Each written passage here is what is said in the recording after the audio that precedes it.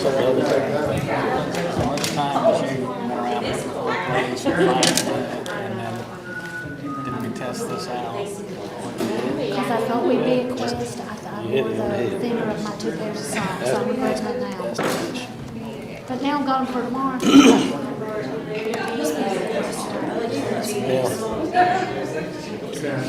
HBCC. That was a killer. That was a killer. Ben, how much you walking now? I've stopped walking until Monday. Monday's a week from today. And these shoes are slow. There's less than 39 people that signed up. Sounds like I'm gonna get on it then. When's the start? All right, guys, it's 1:15. Larry, would you let us know when we're live? We are live. Welcome back, everyone. I hope you all had a wonderful lunch. And thank you for making the transition back to Town Hall as smoothly as possible.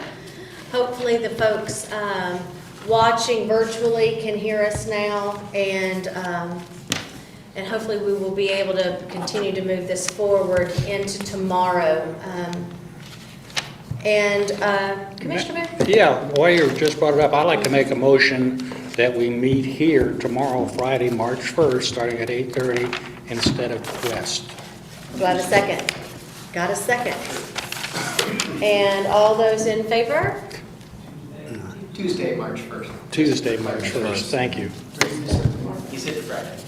Oh, did you? He said Friday, March 1st.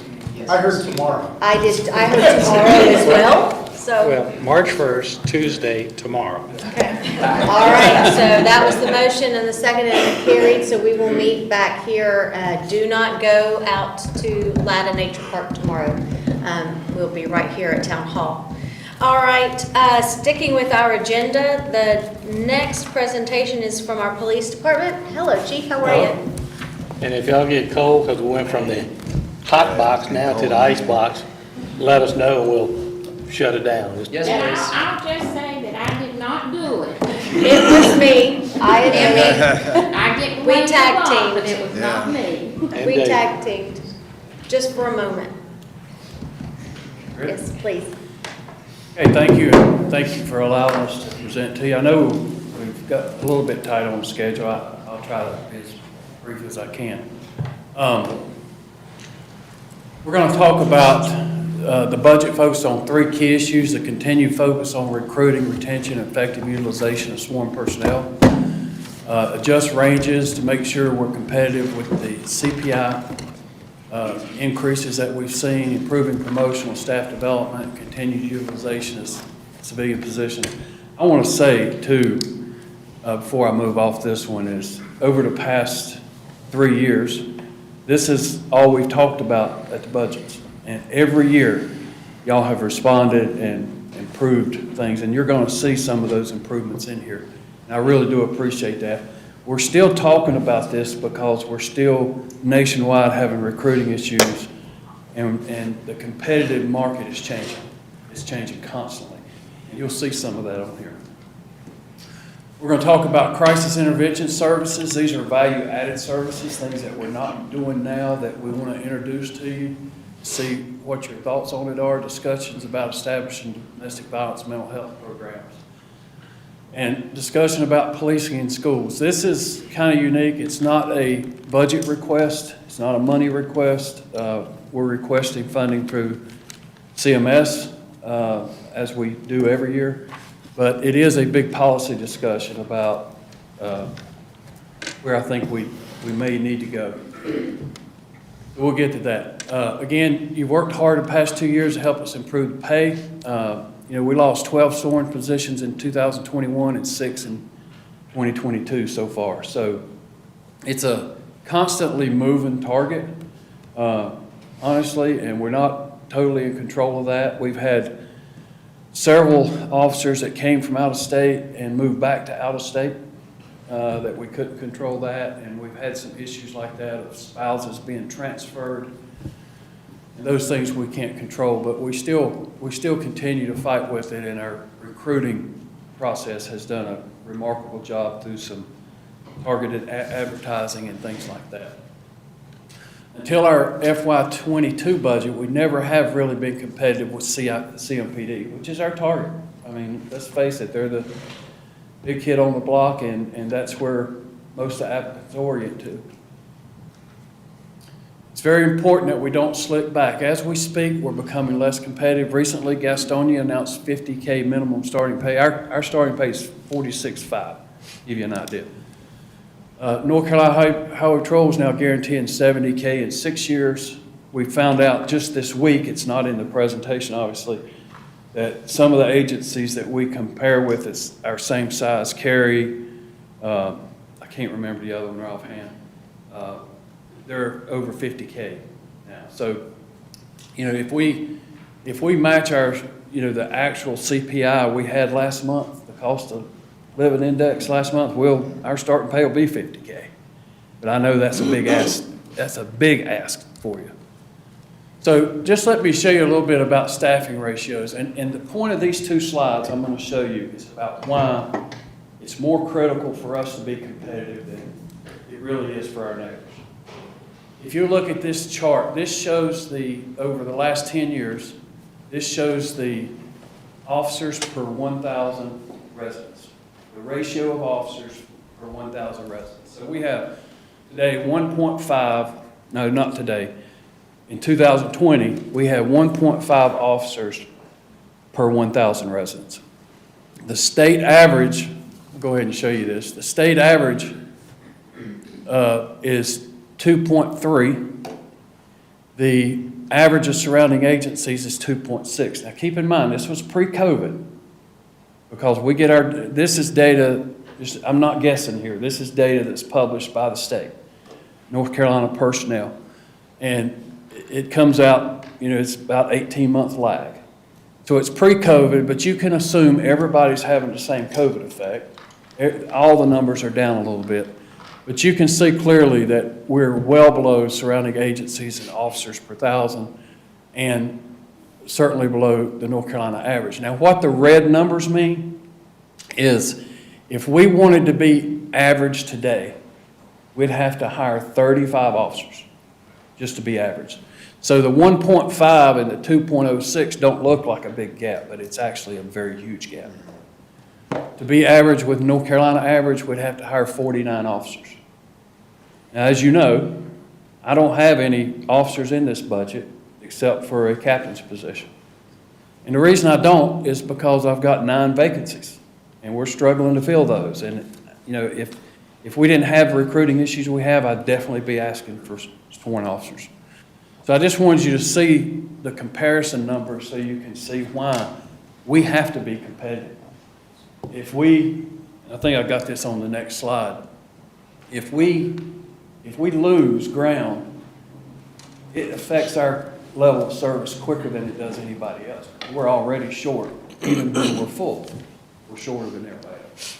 So growth impacts, and this is a hypothetical. You know, we don't know what affects construction. There's all kinds of different things, funding and permits and all that stuff. But I wanted you to see that there's currently 6,690 housing units under construction. At 2.5 persons per household, this equals about 16,000 residents. And to maintain a regional average of 2.06 officers per 1,000 residents would require an additional 34 FTEs. If all that building happened tomorrow, that would be another 34 officers in addition to the 35 officers, just to be average as far as population ratios. Now, I want to say there's a lot of factors, and officers per 1,000 is not a science. You don't use just that ratio to determine how many officers you need. It has to do with the makeup of your agency. It has to do with population reporting. You've seen agencies, if you've seen places that are very high, very low in population, they're going to be very high in officer ratio, like Pineville, for example. Pineville, you'll see Pineville, they got 5.9 officers per 1,000 or something like that. You don't compare to them because they're primarily commercial. So they don't have a lot of residents, but they've got a lot of police-related calls. So it's not rocket science, but I just wanted you to kind of see that comparison. So under staffing, what we are asking for is one captain. Where this comes from is we have two major bureaus right now, field operations and support services commanded by captains. And field operations is much too large for an agency our size. It includes every person responding to a call, uniform patrol, detectives, crime scene, etc. Criminal investigations is our highest liability and most time-intensive function and should be separated out under a dedicated captain, along with other related functions like crime scene and property and evidence that would naturally fall under the investigative captain. This would also improve our staff development for leadership roles, our succession planning. It gives promotional opportunities all the way to the bottom when you create these. And I want you to see this chart. So the red represents field operations. The blue represents support services. And one thing I want to explain about, it looks like the captain on the left's got a lot more to do than the captain on the right. But the captain on the left has a vertical assignment. He's responsible for calls and investigations in this case. The Support Services Bureau on the right is responsible for everything else, from lights in the building to contracts to records, admins, just about everything else. So it's you don't have as many officers, but you got a lot more subject matter. All we're proposing to do is separate out investigations. And let me distinguish between patrol and investigations a little bit. So, and you're going to know this naturally. So patrol is all about what's happening right now. It's live. We got an armed robbery here. We got a rape report here. We got this. And you're trying to get people back and forth and organizing structures, organizing schedules to make sure everything's covered 24/7. The reason investigations is really not compatible with that is because investigations are very long-term events. When you have a homicide investigation like we recently had, you're talking about months. You're talking about a lot of detail. You're not talking about live events. It's a follow-up service that takes a lot of expertise and it takes a lot of specific focus. It's also our largest liability. That's where things can go wrong really quick, and you don't get it back when it goes wrong. If you mess up a case, you don't get it back. So our proposal is to split that off and have a dedicated captain over investigations. And the SROs would go to support services, and, let me back that up. I go too fast for that every time. The traffic unit would stay in field operations because that is a natural place for it to be, and then the SROs would go to support services. Civilian positions. Last year we asked for 11 civilian positions. We got 7 of them. Those have been tremendously helpful. I'm going to talk a little bit about that. So we had a lot of sworn officers doing civilian work, basically. We proposed 11. We approved for 7. So we have 4 records technicians. We were able to extend our business hours. As you know, the police department's not open 24/7. We don't have a dispatch center. We don't have people in there all the time. We extended our business hours from 7 a.m. to 8 p.m. We also implemented online reporting, and you can go online and certain crimes that are committed, some larcenies. Do you know them off your top of your head? Breaking and entering cars, larceny, missing or stolen, IDs, harassing phone calls, Checks, bad checks, things like that. You can go online without ever having an officer come out there. And you can, when you enter that in, it goes directly into our records system, just like an officer took the report. Basically, the records technicians are taking those reports. When you send them in, they go through them to make sure all the boxes are checked and everything, just like an officer would. And it goes right into our system and gets sent to an investigator right away. So that's really helpful for those businesses and people that just don't have time. There's a lot of people that they won't even report things because they don't have time. And that's helpful for them. Chief, before you go on, I have a quick question. Yes, ma'am. Has that been put out into the public realm? We just started it, and matter of fact, we had a conversation this week that so far, we had 4 or 5 people utilize it, and we're trying to get that message out. We have put it out on Facebook and stuff, but we're definitely trying to get that word out. And as they start using it, it'll take off, because it's a big service. I'll tell you what we're using, just so you know. Charlotte's been doing this, and we're on the Charlotte Dispatch Center. So we took their system and mirrored it exactly. So we didn't change anything. It's doing the same thing, except it's going into our side of the record system. They also monitor cameras. They can run DCI information. So an officer calls in, for example, and he has an underage drinking party, and there's 10 underage kids there. They can run all the tag numbers of all the cars and not have an officer sitting out there and doing it. They just send them to records technicians, and they can run those. They have police radios in there. They can call the officers directly and help them with things.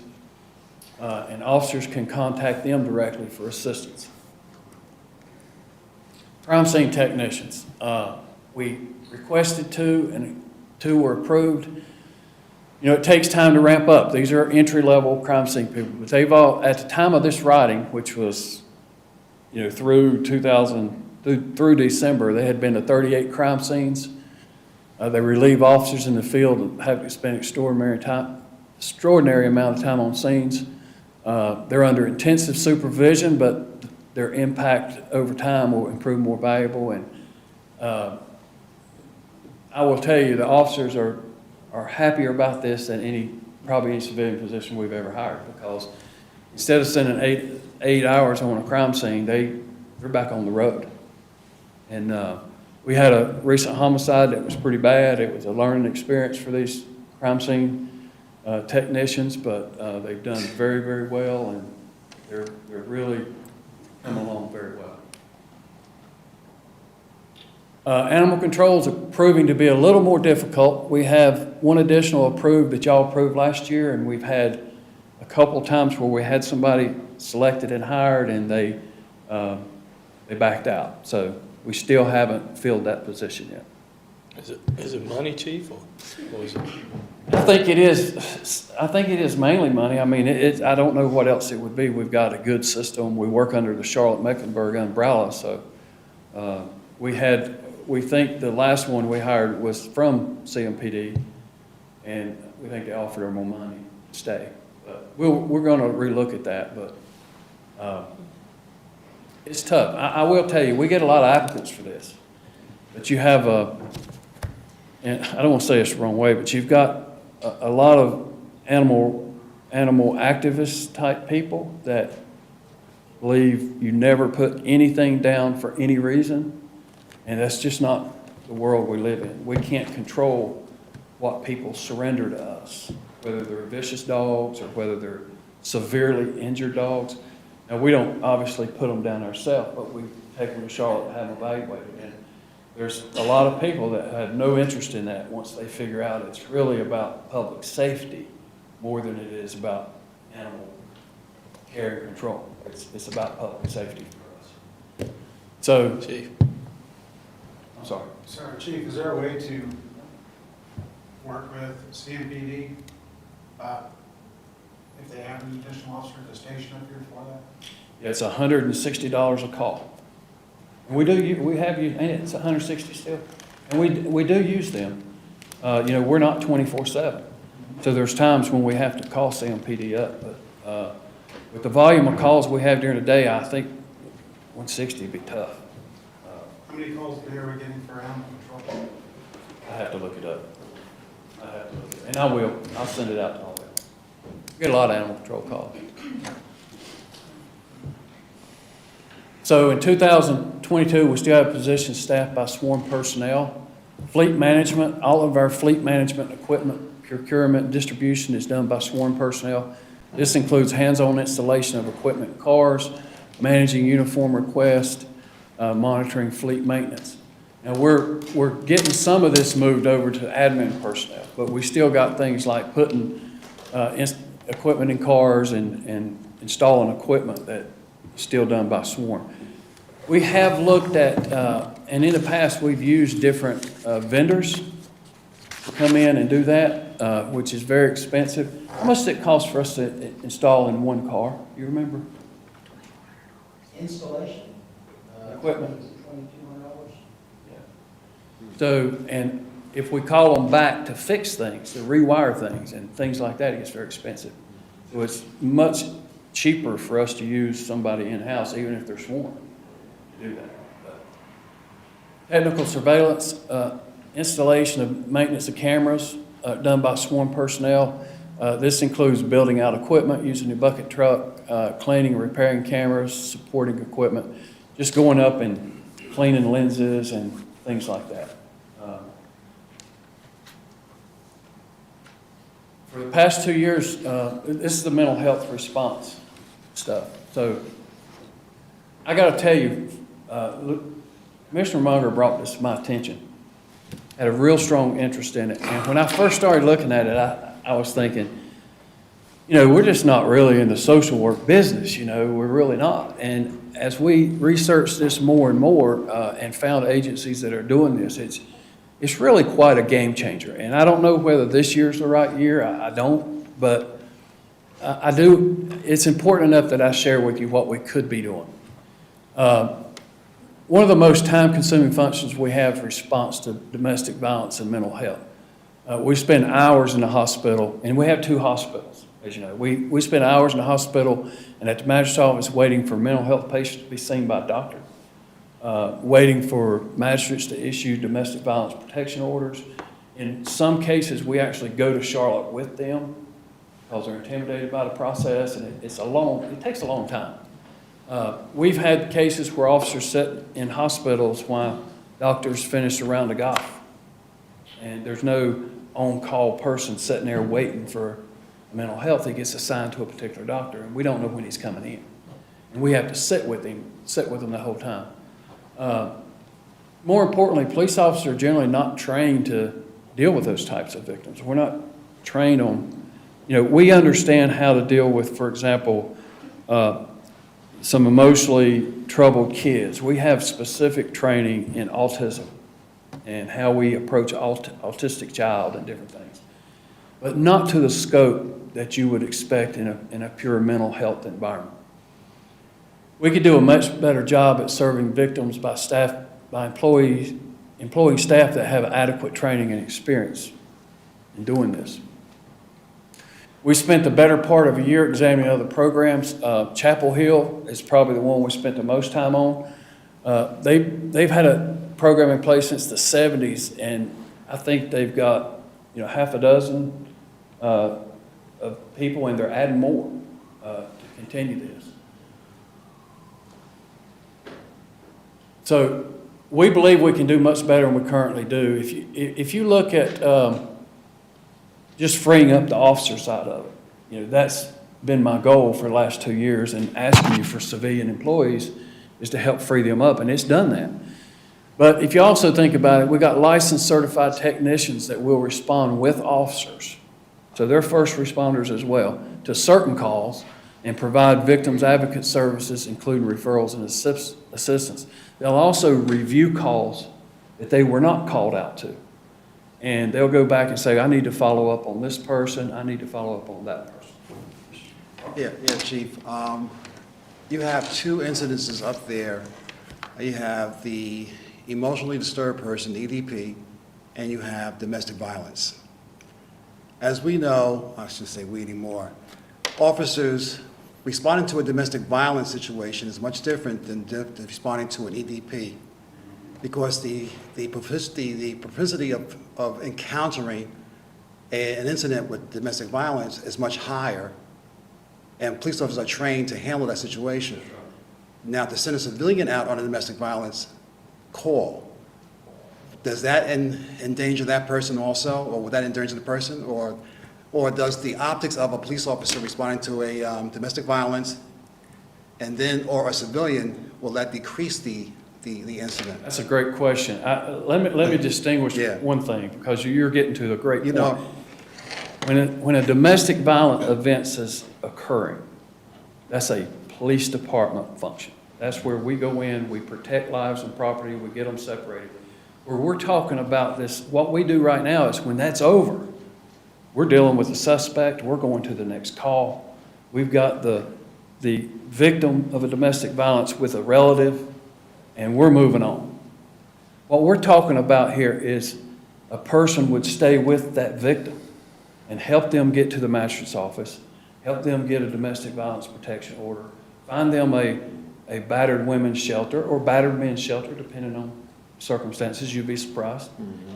And there would be follow-up in the days ahead. Did you get that? Because a lot of times what we see is domestic violence victims refuse to prosecute. And we would help encourage them to follow through with that. Eventually, the police officer can do a lot on the scene, and we are trained to deal with domestic violence victims. But there's a point in time where we're on another call. We're moving on at some point in time. And I think there's and to Mr. Munger's point, when we got to realize that, there is a gap. There's no question there's a gap about when do we leave these people high and dry. At some point in time, they're in their own world without resources. And that's what we're talking about here. This is not a cheap program. It's a $500,000 program. But it's worth talking about because there is a gap. There is a gap in services. Chief. I'm sorry. So I'm going to kind of piggyback off of Commissioner Partee question, and when Commissioner Munger brought this up a while back, I was watching from home, I do see a gap there.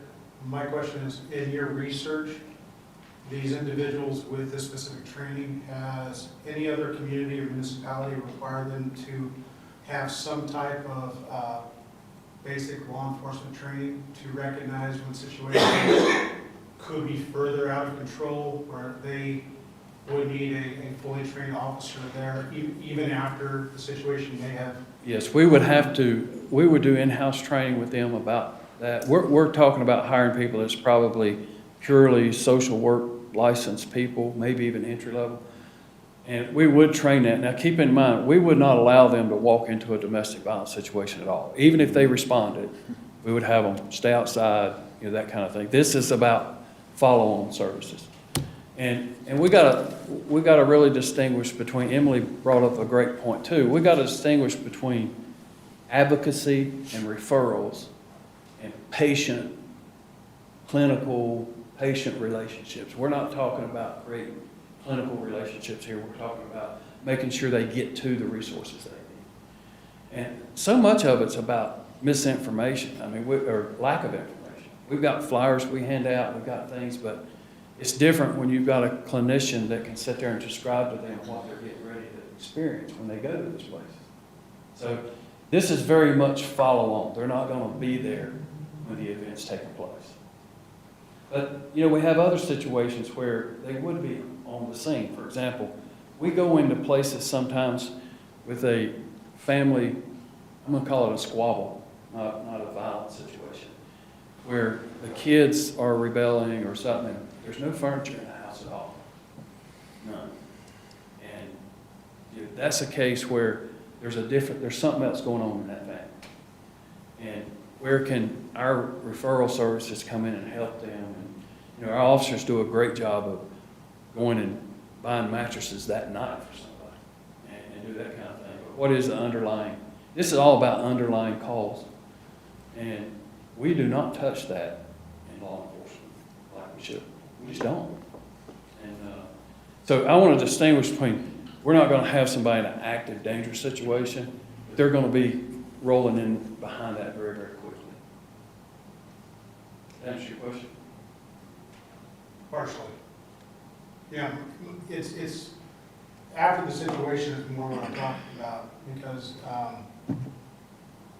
as you read how these situations play out, especially in domestic disputes, if someone's taken off to court, they were left, if you're leaving an individual there with the other party, and hey, okay, we need to go and file charges, we got to do this, and then they can become irrational and combative and Yeah. things like that. So I'm more concerned about, it's the after effect. So, you know, will. Yeah, they could look at Now, us. Officers left, this other gentleman or the, you know, suspect, not gentleman, the suspect's now gone down to booking, and the other individual's gonna, you know, Yeah. follow up, and that could. And I think you're right. I think there will be offenders that look at our advocates as problems for them.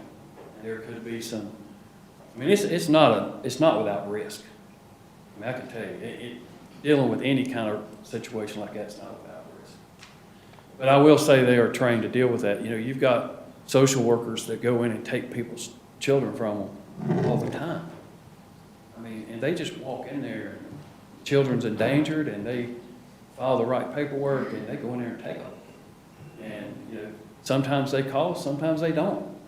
You know, and they're pretty skilled at what they do, to protect themselves. And of course, if they get into a situation, they can get help very quickly. I think those are all valid points. I wanted to talk a little bit about some of the things that can happen internally too. I think I've got them up here in some of these bullets, but when we have a critical incident, for example, I mentioned a crime scene recently. I'm not going to describe it to you, but it was bad. It was bad, and it was, for the average person, especially two young ladies straight out of college, in crime scene, traumatic, what you see. And having in-house debriefings, you know, of an incident where, for example, if an officer gets shot, or that crime scene I just mentioned, our staff need debriefings. I tell everybody, I tell this again, you know, but used to, we did not debrief anything. You just experienced what you experienced. And the worst thing I ever experienced in my life was I found a baby on the interstate under the bridge at exit 23 on Christmas Eve. I was working here in 1988, and the mother walked out in front of a truck holding her baby in her arms. And I rolled up on that and never will forget it. Now, we didn't do debriefings then, but I see that every day. Every day I think about it. And we've done a very good job in recent years. We sit down, we debrief officers, and we let them get those things out, let them cry about it. And, you know, you'd be surprised the emotions that come out in the debriefing, because they're very private, and we keep them that way. And these people could probably roll in there and do that very, very well, do debriefings. One of the odd things about a debriefing is it's a stranger coming in, and people get really clamped-lipped about it. They don't want to talk about what they saw. You know, you still have officers that way that want nothing to do with the debriefing. Even though they experienced it, they get mad when you make them go. They just don't want to talk about it. They don't want to discuss it. So this could help us there. They can respond to calls with officers, provide follow-up contact with appropriate parties, and make sure sufficient resources are there. I mentioned psychiatric emergencies, suicide attempts, crime victims, family violence and sex abuse, sexual assault, indecent exposure. The list goes on. Evaluates calls after an event and determines the type of response needed, including field-based crisis intervention, phone counseling, information, and follow-up. I talked about the internal training on crisis-related issues and act as a liaison with local mental health agencies. We're estimating the staffing requirements in order. This won't be 24/7, but it'll be 24/7 on call. So we will have clinicians working every day during the busy part of the day when we'd be visiting homes, but somebody would be on call every day. Commissioner Yeah. Phillips, did you have a question? I did. Sorry. With the mental health, is substance use disorder lumped into that, or will they not touch that stuff? Because, I mean, I'll spit it out. A couple years ago, there was a young homeless man up here that I helped, and he was going to overdose, and I had to rush him to the hospital. And that, you know, that's kind of where I learned, like, golly, we need a magistrate up here, because he was a harm to himself or others. And I didn't know if that's something that this person would work with, is in those Absolutely. cases. This is about people in distress. It's about people in bad situations. It's not about helping us with the cause. It's about helping anybody that's in distress. Yeah, okay, because, and I don't think like this, maybe you guys, I know Derek would, but so like in that situation I was in, the hospital was like, nothing we can do, and they coached me through how to call 911 in their parking lot, which goes back to what Toli said, because they sent, it was like 2 of y'all, a fire truck, an EMT to their own parking lot, and then the gentleman who worked security in the hospital told me that with suicide attempts and drug overdoses, that was like a common practice for people to do, in hopes that you guys would talk them into doing what they needed to do instead of falling out in the parking lot, so. Sometimes it's very difficult for police too, because we get this natural resistance, you know, to talking to police, whereas somebody that's licensed and understands, is trained how to do that, may do a better job with it. And keep in mind, I'm going to be realistic about it. We have a call volume that we're going to go to that next call very soon. We're not going to spend a lot of time on it. And that's sad, you know, if you think about it, because you can't really stay and commit to the time that you need to commit to it. So I want to say too, there's more work that needs to be done. I've proposed this just to show you the numbers and show you the idea. But we need to look at contracted versus in-house. I know some agencies that we've reviewed do contract stuff, and the advantage of the contract stuff is they have their own liability, for example. They may create more of a patient relationship than we would, and have some liability insurance. But at the same time, they're very specific to certain things. So they may not touch the homeless thing. They might not touch the victim's advocacy thing. They may not do the in-house training and the debriefing for us. They may just be focused on mental health. And I don't know the answer to those. We're still trying to research that information. But you've got a good picture of what we could do, and we've got a ton of information from Chapel Hill. We know how it's implemented. We know how they're trained, for example, when they come in, and we have to train them to make sure that they're integrating into the department and they're focused on things. We've got all those training programs from Chapel Hill, and we feel like it's a worthwhile thing. But I'm going to be honest with you. My priority is competitive salaries. It has to be, because I've got to stay competitive. At the same time, I feel like this program's valuable enough for you to see it. Well, in your, I think there's a slide pack, you put up a figure of 400K. Yes, sir. So to stay competitive, if we were to go down this path, which I'm not against, what is what are we talking about for a salary? You know, are we going to be competitive in that sense if we look at Chapel Hill or the other? We use their salary scales. Okay. And I used to say, yeah, we'll be competitive. I don't know until we start recruiting, because this is a different market. But I can tell you, we use their salary scales, and they've been successful at recruiting. We specifically asked them that question. You know, you got one clinician that's a supervisory level, and then you got 3 that may just be entry level, you know, which is okay. I mean, we have a lot of success with entry level. I have a Jackie question with this. The second part of the ARPA money, would that cover this? Salaries. There's no question you could do it with the 4.8 million that we got directly from the federal government. I would defer to maybe an Emily. To me, there are going to be a lot of strings tied to the $12 million. That's my one sentence answer to that question. A lot of strings, possibly. That's accurate. If this person were a full-time staff member, then the 4.8 we can use to pay for general government services. I would just like to make a point of clarification.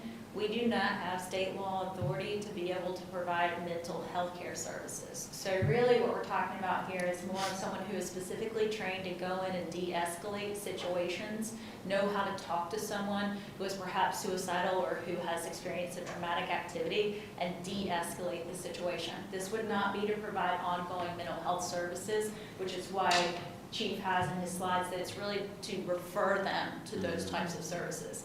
So I just wanted to make that point of clarification in terms of what this program actually looks like. Jacob and I have spoken with Chapel Hill quite a bit as well, and they right up front said this is not to be mistaken with a program to provide mental health care services. Well, even the domestic violence, my thought was once somebody gets to like Safe Alliance, it was out of HPD's hands because it's been moved on to an actual caseworker. Yeah, that's true.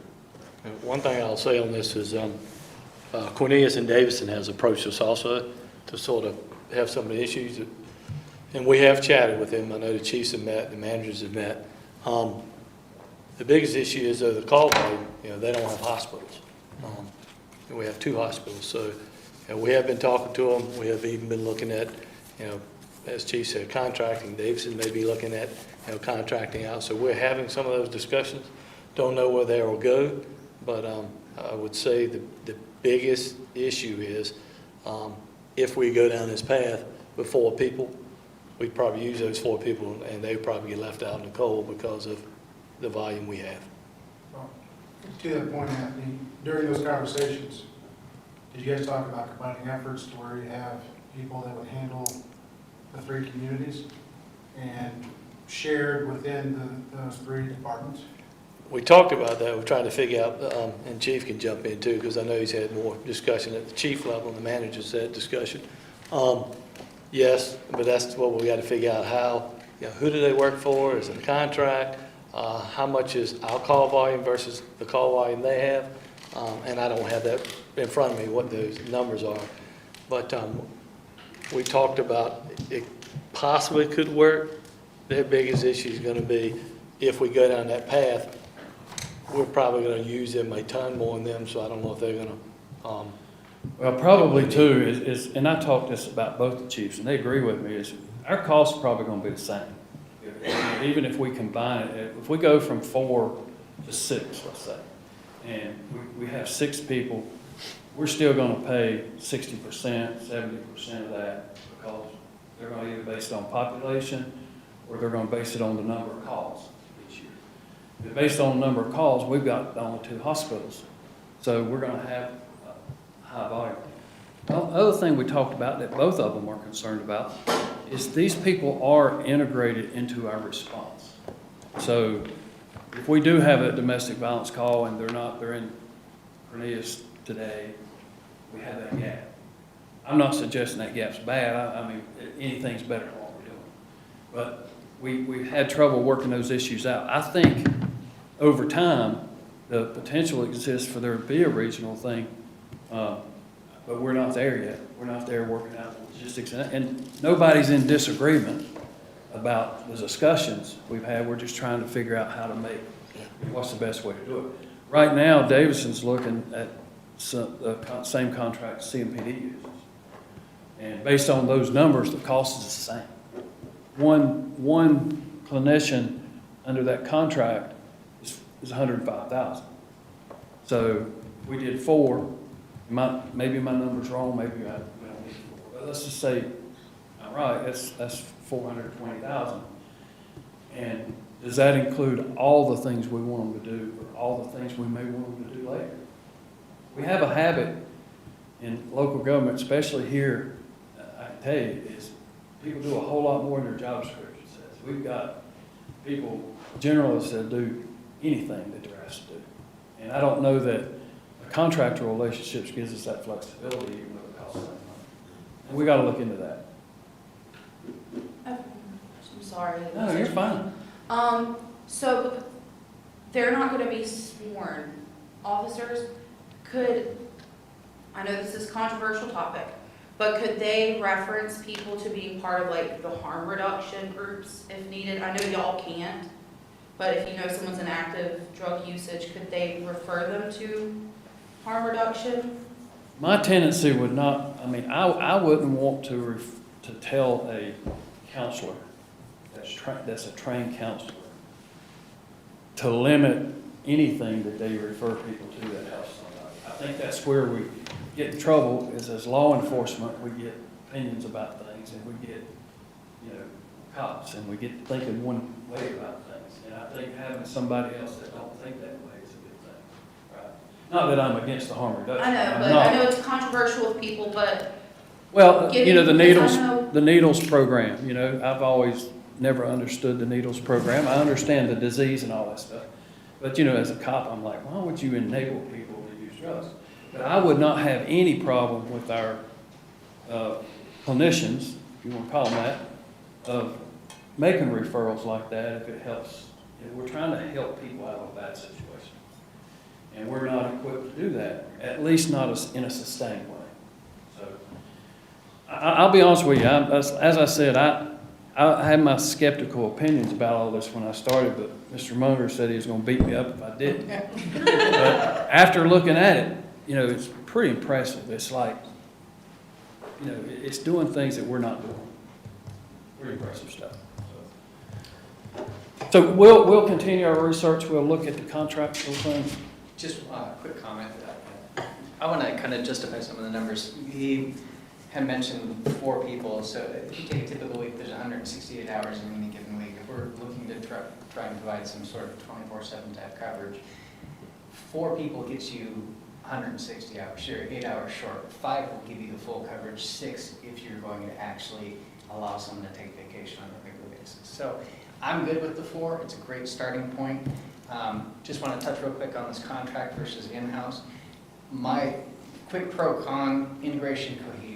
If we have these people in-house, the police officers know who they're dealing with. They're tightly knit together. They understand who's going to be on the scene. They understand the good, I mean, every individual person has their strengths, their weaknesses. They're going to know what they can leave them with. If it's a contract person, they're checking a box, maybe this same person for a week, might be a different person next week. And I do recognize that the con is the liability. There's risk with everything. So I just want to put it out there, trying to keep my emotions down. This is big to me. And to me, this has to happen this year. That's my opinion. anyone else? Any other questions about EV, mental health? We'll move on to SRO, which will take another 2 hours. So, just let me tell you, just let me summarize what these next few slides are about, and we'll get to some details.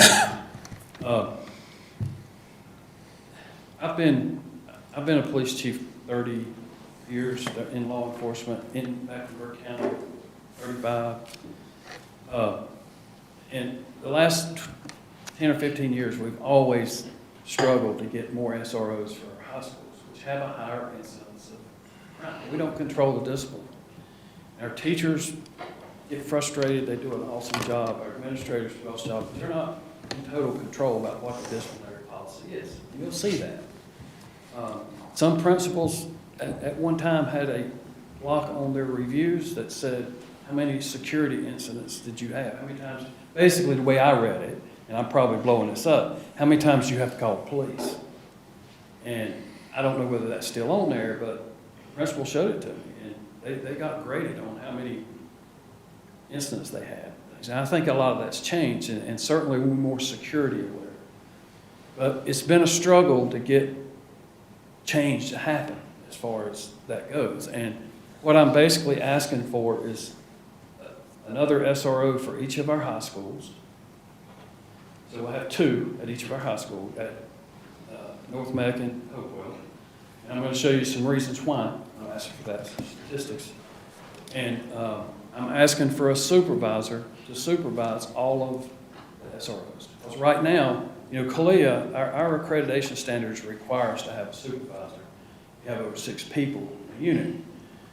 And right now, if a SRO is out, for example, if he's out sick, we have to call in somebody off the road or somebody off duty to come in and fill in for that SRO. There's nobody to fill in for him. And having an SRO absent is not an option. So once we make that contractual arrangement, we're obligated to it. And we can't say, I'm sorry, you're sorry, you're sick. You know, that's when an incident will happen. Everybody knows it. That's the way it works. So just let me go through this real quick. And that's the synopsis is, if they do not approve this, we should seriously consider asking them to provide their own SROs. Because we've got a dangerous situation developing in our schools, where I'm worried about use of force, I'm worried about different things. And I'll cover all this real quickly. So this policy discussion, based on a recent request, our schools have our incidents have dramatically increased. We had several incidents this school year. We had fights that resulted in every law enforcement officer in Huntersville, including headquarters staff, detectives, patrol officers, and traffic officers responding to schools for long periods of time. We had, in all these cases, there was an intense period where one SRO was alone with multiple fights going on. To give you an idea, we had 24 fights in 3 days, and it was just constant. And it was violent fights, and they were happening right in front of the officers. The officers were there, fights would break out. CMS has formulated our contracts. In addition to that, CMS has formulated our contracts in such a way that we bear the cost when SROs when they cancel schools, have COVID delays, and I'll explain that in a minute. This results in us paying far more than the contract implies. And this is something I've been arguing at least 10 years about, this daily rate. They create a daily rate for our contract. If they cancel school, they don't pay the daily rate. But yet we still have to pay. So some of the hard data we'll look at, but basically what I've done is I've requested 2 new SROs for each high school. I've requested a supervisor to oversee all 8 SROs. This is what I just mentioned. When an SRO is out sick, we must fill that position off the road or pay overtime. The sergeant over SROs would be the fill-in. So the sergeant SRO would fill in when somebody's out sick. And they would also be a trained SRO. So that would work out much better. To the contract,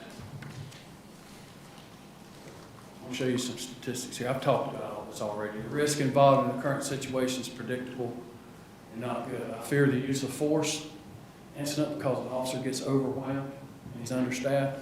I'm concerned about the safety of our SROs, the school staff, and other students. We don't control the disciplinary process, but we can control our staffing. CMS would help us. If they choose not to adequately staff our SROs, I think we should not continue to provide a service. I just really feel like it's an incident waiting to happen. If you look at some of these numbers, these are Huntersville schools, calls for service, 647 North Meck, 401 at Hopewell. Keep in mind, each one of these schools have 1 SRO. Now, I guess you could argue, Blythe Elementary don't need an SRO or whatever. I guess you could argue they don't need to be an SRO at some of those other ones. But if you look at this county-wide, you'll see Butler on the left with 730. That's in Matthews. And North Meck and Hopewell are on there. You can see those, 401 and 647. So I think there's a good argument. Even if you look at this and say, well, Butler has 1 or Butler don't have 1. I don't know about these numbers. These are numbers that we asked for. They're on different dispatch systems than our numbers. So I don't know exactly what constitutes an incident at Butler or whatever, but you can clearly see there's an issue. I think 90% of our students at North Meck are Charlotte students. We don't have the ability to do a lot of intervention. We can't go to Charlotte and send an officer to Charlotte to do intervention down there. So, we've really got to figure out how to do more on the campus. Again, I hope CMS will come through. I have the police chief of CMS Police, who we submit our budgets to, saying that she agrees, she's going to submit it. I don't know what that means. I don't know what weight that is. We don't hear anything until the verdict comes in. But I want to say a little bit about the contract. So what I'm asking them to do is do the 180-day contract, 8 months or whatever it is, and figure out the price for that, 110, whatever the number is, and then they pay that for 180 days. If they cancel school, they pay it. Because we can't take them out and reutilize them for a half a day. It just don't work that way. And they have school functions to do. They have school work to do, even when they're not in school. They're preparing for the next event. They're trying to get officers situated for the next off-duty ball game cover. And if they, we'll pay for the 2 months like we always have. They pay for 180 days, 8 months or 10 months, and we'll pay the summer if they don't request us to do summer school. They request to do summer school, they keep paying. Now, to me, it's just fair, because I don't control when they have a snow day. I don't control when they take 2 weeks off for COVID, or whatever, and it just costs us money. We budget.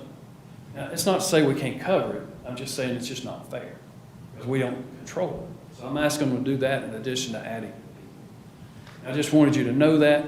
At some point in time, if they refuse to do it, we'll have to come back and have a tough conversation about whether we keep doing it or not. You may tell me to shut up and keep doing it. If you do, we will.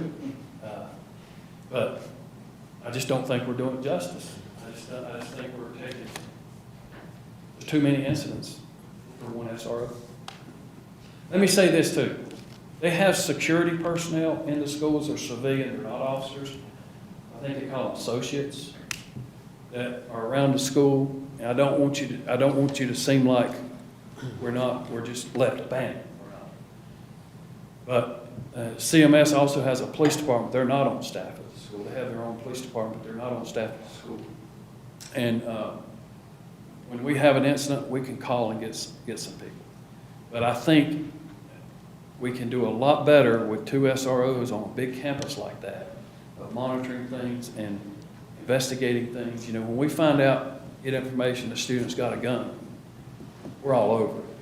And the staff's all over it. The administrative staff's all over it. But sometimes it's just not enough. I feel like it's time to add another person to the schools. Yes, ma'am. So we only have SROs at the high schools, not at the schools? We do. At middle schools? And then if you get a call for an elementary school, does the officer leave one of those schools and go there, or does a... They can, or a patrol officer can go. It depends on what the incident is. We also have one at Lake Norman Charter, but that's a separate contract. They contract separately for that. So, yes, ma'am. I don't know, the sheriff's department, do they ever come help you guys? If we call them, they'll come. Do you know why they aren't the ones in the schools? I don't. Okay. I mean, historically, the local agency does their schools because it's their kids. But our schools are so... They're Because different. they're mixed between towns. They're So different. that's why I was asking, because y'all shouldn't take the fault for so much, like, that's a lot. And I know there was... Well, let me tell you this. We're proud of what we do in our school. We really are. We're proud of it. And we got some amazing SROs. I'm telling you, they do things I just don't know what I can do. Major Graham came up through the SRO. He was SRO for years. And it's a difficult job, but it does get to a point to where with the busing and the different school assignment things, it gets confusing, because when we have a troubled kid, before we would go talk to their family at home at 8 o'clock. I have no jurisdiction in Charlotte. Well, Not that I couldn't facilitate that, but it just doesn't work the same. Well, North Macomb, the way that's lined up literally across the street, good luck, you guys are out of bounds. That's why I was asking about the sheriffs. And then I know the one day that, not the big day at Hopewell, but it was like the next day after, there was an accident on Brown Mill, surprise, surprise. It took a Huntersville officer over an hour and a half to show up that day. And that's no fault of y'all. But I was like, how many other, bump ups are happening around town that are sitting there blocking other roads, causing nonsense? And it just gave me a new perspective of... Oh, no, Iron House is pretty bad. It sounds like our fault. That's too long. Well, and I just figured it was a prioritization because it was during school time and like everything was hitting the... I'm gonna ask Cat and find that out. Anything. No, I get your point. Your point's made, and it does affect us. But I want to tell you, I don't want y'all to think in any way I'm trying to stop doing SRO. done it so long, I don't know how to do anything without doing SRO. But we've got to get more staffing in our schools. It just makes no sense that we've got these security incidents going on and having one officer down there. It just doesn't make any sense at a school like that. Well, and I just want to say too, having my kids go through the school system, those SROs, Huntersville SROs, are hands down amazing. And they do connect with those kids. Those kids, they know them. They know them by name, and they built relationship, and they're not afraid to walk up to someone with a badge. And that's important. Commissioner Barty, you had a question? Yes, and thank you, Chief. When Commissioner Boone and I met in your office with the major, I wasn't aware that there were almost 3 separate agencies, law enforcement agencies, monitoring the schools, and specifically SROs with their own entity in the school. Is there any communication regarding the gangs? And I'm going to call it out because I haven't spoken to some of our Board of Education representatives. We have, in my opinion, expert opinion, a serious gang problem. And with these 3 agencies, is there any sharing of information or intel regarding to who's bringing these guns in, who's precipitating all this violence? And is there any programs to offset or address these particular gang bangers who are in our schools? And I say that because, most of these kids are persons of color. And they're coming from communities that are infested, I wouldn't say infested, but do have gang situations, issues. And they bring that into the school. And that's endangering everybody, teachers, SROs, and students. Is there any programs out there to address it, or how we even identified the fact that we have gangs, or admitted to the fact that we have gangs in the schools? Yes, Charlotte has a pretty aggressive gang programs, and some are focused specifically on school stuff. And they're great. They communicate with us, and we communicate back and forth with them. It's not institutionalized probably the way it should be. I don't think we have members on that gang task force right now. We have access to gang net, we can look up information like that. We don't have a person working on that. But I'm going to tell you, I agree with you. I mean, if they're not full-blown gangbangers, they're wannabes, and wannabes sometimes are more dangerous because they have to impress the ones that are. What concerns me the most about the gang activity and the gang awareness is the recruiting. Gangs recruit gangsters. And when they're up here, they're recruiting kids, they're recruiting people into their gang.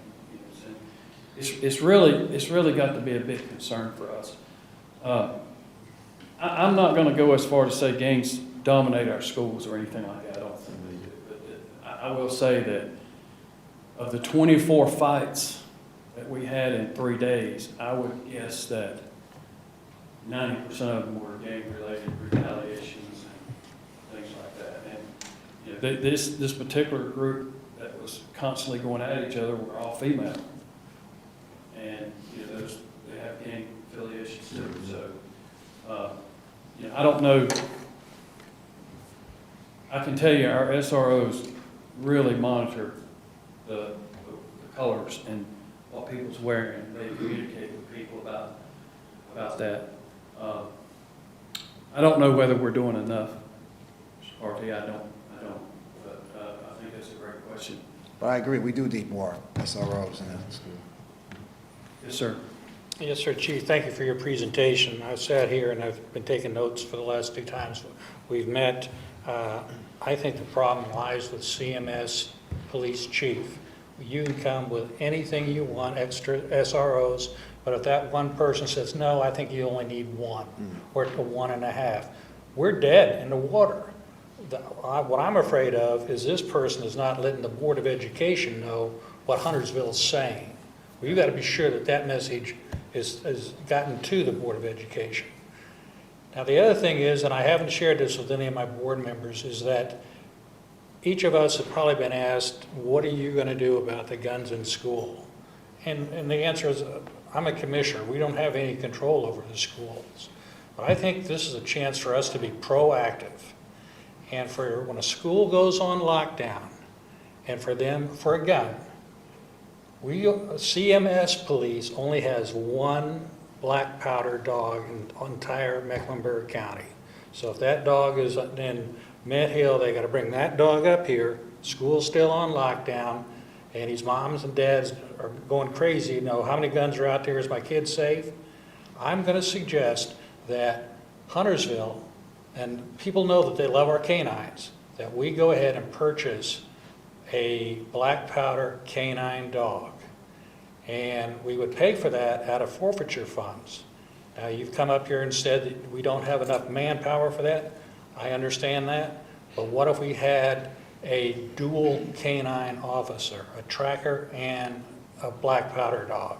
Is that something that's doable, where we could take our own dog and respond a lot quicker to a lockdown than having to wait for a CMS dog? The dogs we have now do a good job, but they are just drug dogs or tracker dogs. There's no gunpowder dogs. So that's my suggestion. We'll look into that. I think we do have access to some other dogs, but related to that. But I have, as you know, I'm a dog guy. Always have been as a canine handler for years, and I never opposed to adding a dog. It's about adding the resources for that dog. The person behind that dog is what's more difficult to do than the dog. I completely understand that. We'll look at it. But you have heard of a dual canine officer? Oh, yeah. Okay, thank you. And Chief, do we have the authority to go in there with one of those kind of dogs on CMS cameras? Well, we don't individually have the authority, like we can't go in there and force the principal to let us come in there and do a search. It's a partnership. And look, we got a great working relationship with our schools. Okay. I don't want you to think this is anti-school at all. We've got a good working relationship. They're hamstrung sometimes by countywide policies. It's not always that simple.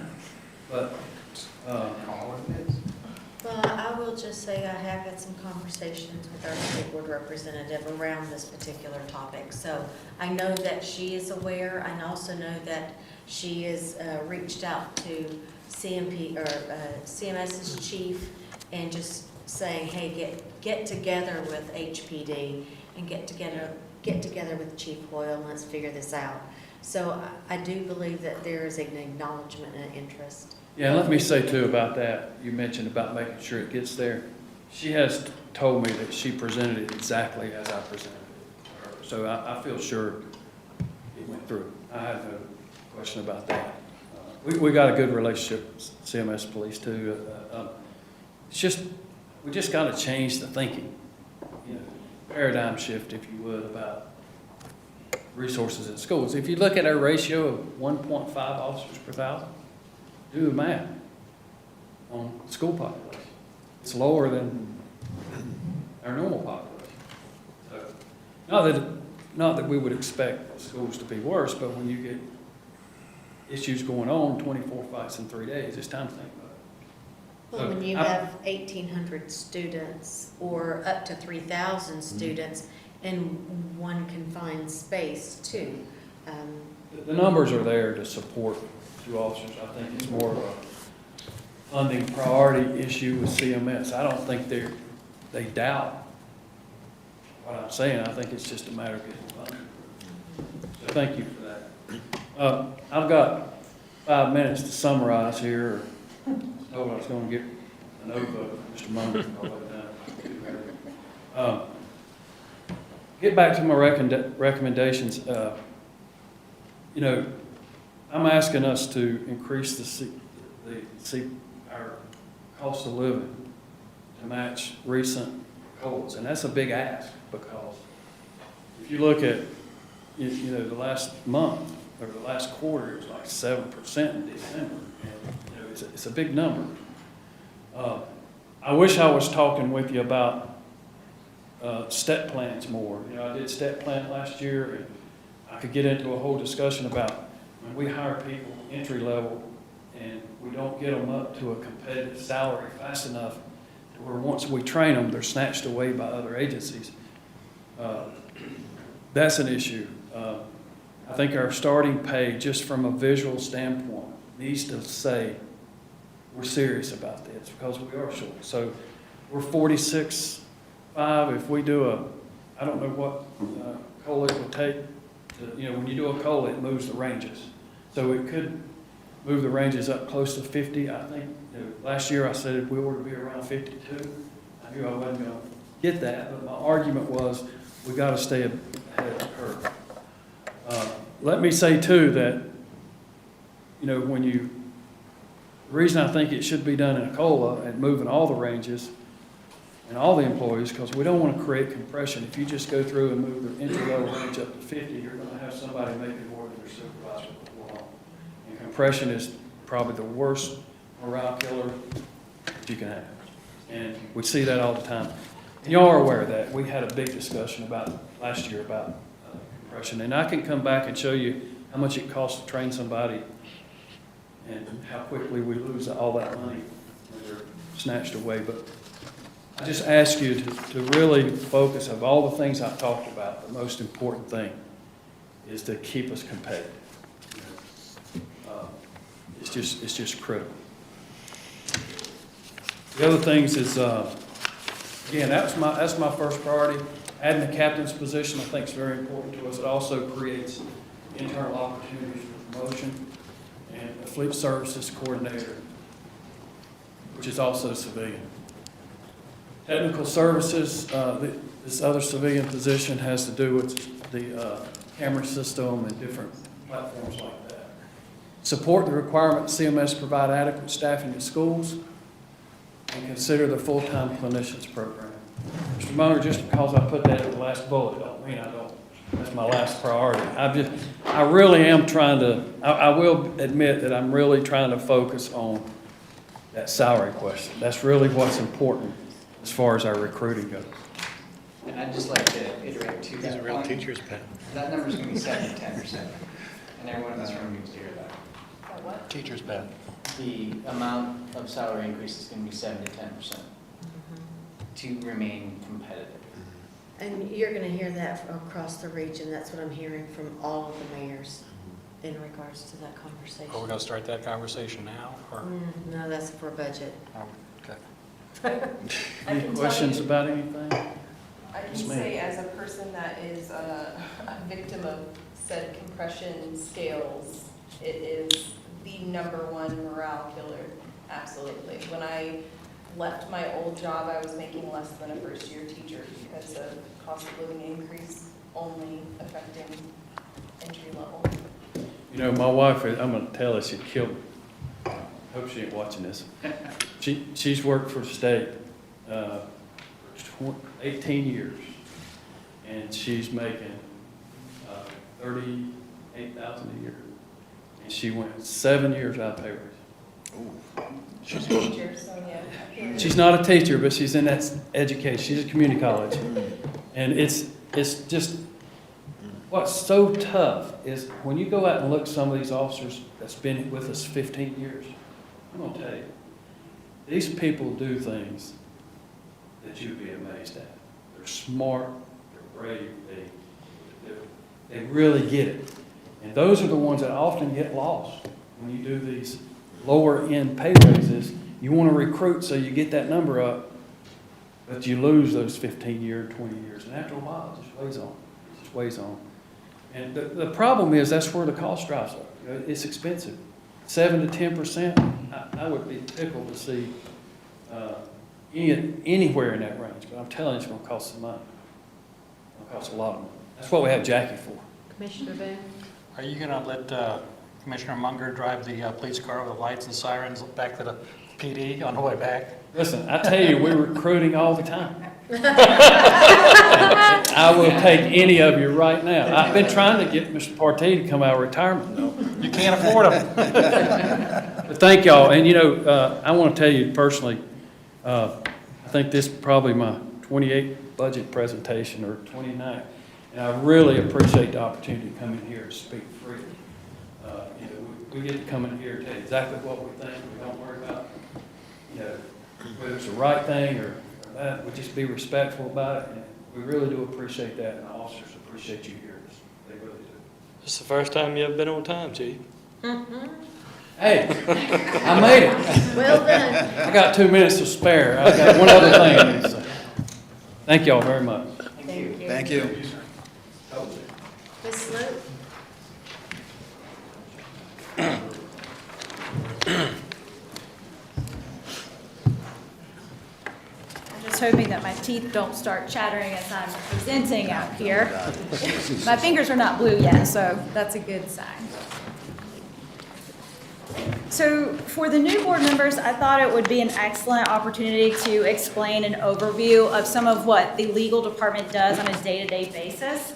Unlike some of the other town departments that are really functioning in a silo and focused specifically on the duties of their particular department, the legal department works with every single town department. We work with every single town board, committee, commission, etc. So we are reviewing contracts, interlocal agreements, purchase orders, bid solicitations, notices to be published, town policies, town ordinances. We help draft motion templates. We work on litigation documentation, a variety of town forms. We also are drafting contract terms, drafting new ordinances, updating old ordinances, drafting policies. You're going to hear me talk about the uniform guidance policies, which are all required for ARPA spending, but we do not have in place. We also are working on presentations such as this for the town board, trainings for the town board and other boards. We're attending commissioner briefings, board meetings, HOAB meetings, meetings with departments on various topics, Board of Adjustment and planning board meetings. Also, we're doing a tremendous amount of research. A lot of the research topics are behind the scenes, but as you've seen recently, we've been working on ARPA extensively for months now. We've also been looking into things such as social districts. We have, again, departmental questions that come up. The subdivision review process that we talked about earlier, we spent quite a bit of time drafting those edits, and we helped planning department on multiple edits for legislative changes. Also, here is a legal project update. These are some of the things that we have worked on more recently. We have drafted text amendments, as I mentioned, for several legislative changes. That would include Senate Bill 300, House Bill 218, House Bill 489, and of course, North Carolina General Statutes 160D changes. We also provided a training to the Planning Board and Board of Adjustment back in the summer. We did the closing for the Blythe property, We updated and created various sets of bylaws, rules of procedure, et cetera, for boards and committees. We provided a quasi-judicial training for the new town board members. We also drafted edits to, as I said before, the sketch plan process. Currently, the biggest project that we are in the process of doing is creating a comprehensive purchasing and contracting policy for the town. We have a policy that is 1 page long currently. The draft that I have submitted to management for review, including all of the uniform guidance policies, is over 100 pages. And I would take this opportunity to let you know that when those policies come before the town board, they are predominantly driven by statute and also by the Code of Federal Regulations, which means that we really don't have a lot of leeway in what they say. So legal topics for discussion, that would be public records, procedural processes, conflicts of interest related to development regulations, and also conflicts of interest in contracting. Public records. So as you all know, the definition of public record is very broad. It's going to be anything that deals with town business, regardless of its physical form. That could be a text message, that could be an email, that could be just a document that you've typed up as far as notes go. So just keep in mind, I'm not going to read through this entire definition from the statutes, but it is very broad. And it's not just documentation or public records that are created by staff or town board members. It also applies to appointed boards, other councils, commissions, etc. Also, it's really important to point out that the statutes do not require the town to respond to public records requests when the record itself does not exist. So if someone requests something for the town that we do not have in terms of a public record, we do not then have to go on and create that public record. I think there's a lot of confusion in regards to that duty. Question, Commissioner Kidwell. Can you go back? If there is no record, do we let the requestor know that there is no such record, or do we just not reply? No, we would always let them know that we do not have that. And then certain information by statute is going to be considered non-public or confidential. And I've provided some examples here. Those examples include information protected by attorney-client privilege and trial preparation materials, tax information, billing information. It could be account numbers, proprietary information such as trade secrets, design work, or computer code, criminal intelligence information, 911 database information, protected medical information, or social security numbers, and also information contained in personnel files. So a lot of people do not realize that the town can actually charge for public records. If the town so chose, it could charge not only for the cost of making the copy, of providing that copy to the requester, but also if there's an extensive amount of IT resources or an extensive amount of supervisory assistance by town personnel that is involved, the town board could charge a special a special service charge in order to respond to that public records request. That would, again, be for the town board to choose and make that determination. Did you have a question, Commissioner Boone? Have we ever charged anybody? Ms. Pearson, do you have that answer? The only time we have charged would be when we provided paper copies. And with the technology we have now, that's very rare. So basically, we don't charge because we don't get requests for paper. You still keep a record. I think we started, about 2 years ago, of all the public records requests?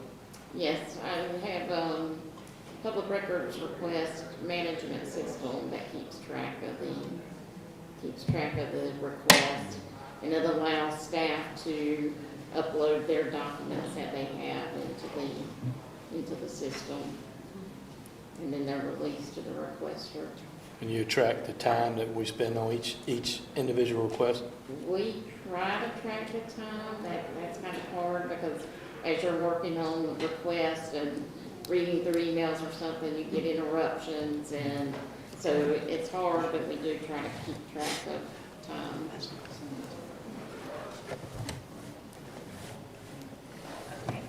So yeah, and one of the main reasons that I did put this slide in the presentation is because we have received quite a few requests for public records that have taken up numerous hours of staff time. So that's just for the town board to consider. We don't have to make that decision today. Also, we're going to go over the procedural process for legislative matters. And just to break it down, legislative means something that is actually creating a rule. So that could be the creation, amendment, and repeal of ordinances. Rezonings are also, as far as zoning map amendments, considered legislative. And also, as you're aware of, the quasi-judicial process covers other types of decisions. And examples of those would be subdivision sketch plan approval as it is currently written in our ordinance, variances, special use permits, and administrative appeals. The procedural process for each type of decision is different. We previously had a training on quasi-judicial for the new town board, so I thought that what we would do is focus on legislative process today. And the statutes require that for legislative matters, again, that's more so when creating a rule versus applying a rule, that you follow certain notice requirements. And the first example that I wanted to go over was an amendment to a zoning ordinance. And a zoning ordinance is a development regulation, so it is under the umbrella of 160D. So the first example, we would have to have the recommendation for the text amendment sent to, in Huntersville, the HOAB, the Huntersville Ordinance Advisory Board. They would provide a recommendation. We would then call for a public hearing. We would publish a notice of the public hearing. We would have the public hearing, which is joint in Huntersville with the town board and planning board. And also, we would review the recommendation by planning board before it comes back for final action to the town board. So this process is a little bit lengthier than what other jurisdictions do, but it does give multiple opportunities for public comment, not only at each meeting's public comment period, but also at the public hearing itself. Similarly, a rezoning. So we go through a similar process. We call for a public hearing, publish notice, post notice, mail notice. Then we have the joint public hearing, review the recommendation by planning board, and final action by the town board. So really, this is just to clarify the process and all of the different types of notice and public comment periods that are involved in these processes. Now, I know this is a pretty dense slide. We've actually gone over these conflicts rules in the past, but I did want to draw the attention to the fact that conflicts rules, as they apply to development regulation decisions, meaning legislative or quasi-judicial, are different than conflicts rules as they relate to contracting, which we're going to go over later. The important thing to know about legislative decision conflicts are that you cannot have a direct, substantial, or readily identifiable impact on the member to be able to vote. For quasi-judicial, the standard is a fixed opinion prior to hearing the matter that is not susceptible to change, undisclosed ex parte communications, a close familial, business, or other associational relationship with an affected person, or a financial interest in the outcome. As you can see, the conflicts rules are a little bit broader for quasi-judicial because that, again, is almost like a court process. And I would draw your attention to the definition of familial relationship. It means a close family relationship, but it goes spouse, parent, child, brother, sister, grandparent, or grandchild. It also includes the term step, half, and in-law relationships. So it may be a little bit broader than what it may seem at first. These are the conflicts rules regarding conflicts. We've marked the new ones. We're going to talk about 14-234.3 last because it's the most involved of the new rules.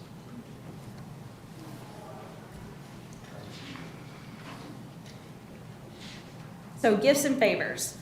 This one should not really be a new rule for you. It should be more of a refresher. That a public officer or employee may not accept gifts or favors from a past means within the past year, current or potential future vendor or contractor if the officer or employee is charged with the duty of any of the following. That would be preparing plans, specifications, estimates for public contracts, awarding or administering a public contract, or inspecting or supervising construction. There are certain exemptions for this rule. Probably one that comes up the most is when at Christmas time, vendors will bring by boxes of food, cookies, etc. If you provide it to the entire town, the entire department, and you spread it out to be a nominal value, then that is okay. It would be different if someone sent a personalized gift box to Anthony that was worth $500, $1,000, and he did not share it with us. Dang it. So he has to share all the cookies and chocolate, etc. I can't share a fifth of liquor with folks, I mean. So the next contracts-related conflict rule is self-benefiting. And what that means is that there are certain prohibited activities. Deriving a direct benefit if making or administering a contract, influencing others if they are deriving a direct benefit, and also getting gifts in exchange for influencing others. So even if you may not be voting on the contract itself, you cannot try to influence another who is voting on the contract. And I'm going a little bit fast through these, but if you guys have any questions, feel free to reach out. We can go back over them in more detail. Misuse of confidential information. So you, for example, cannot take confidential information and post it on your social media account. We went over this recently, but you cannot use confidential information that you gain as a town board member for your own benefit. And that's not just posting things on social media. And I would like to go back to an earlier point. When dealing with public records or for things that you're posting online, if you have created a public record, deleting it is not the same as, if someone comes to us and says, I want to request XYZ's post or XYZ's emails. If it existed at one point in time, but you later deleted it, that does not make it exempt from a public records request. Luckily, Barracuda will store all of the town email account emails, even if you do delete them by accident.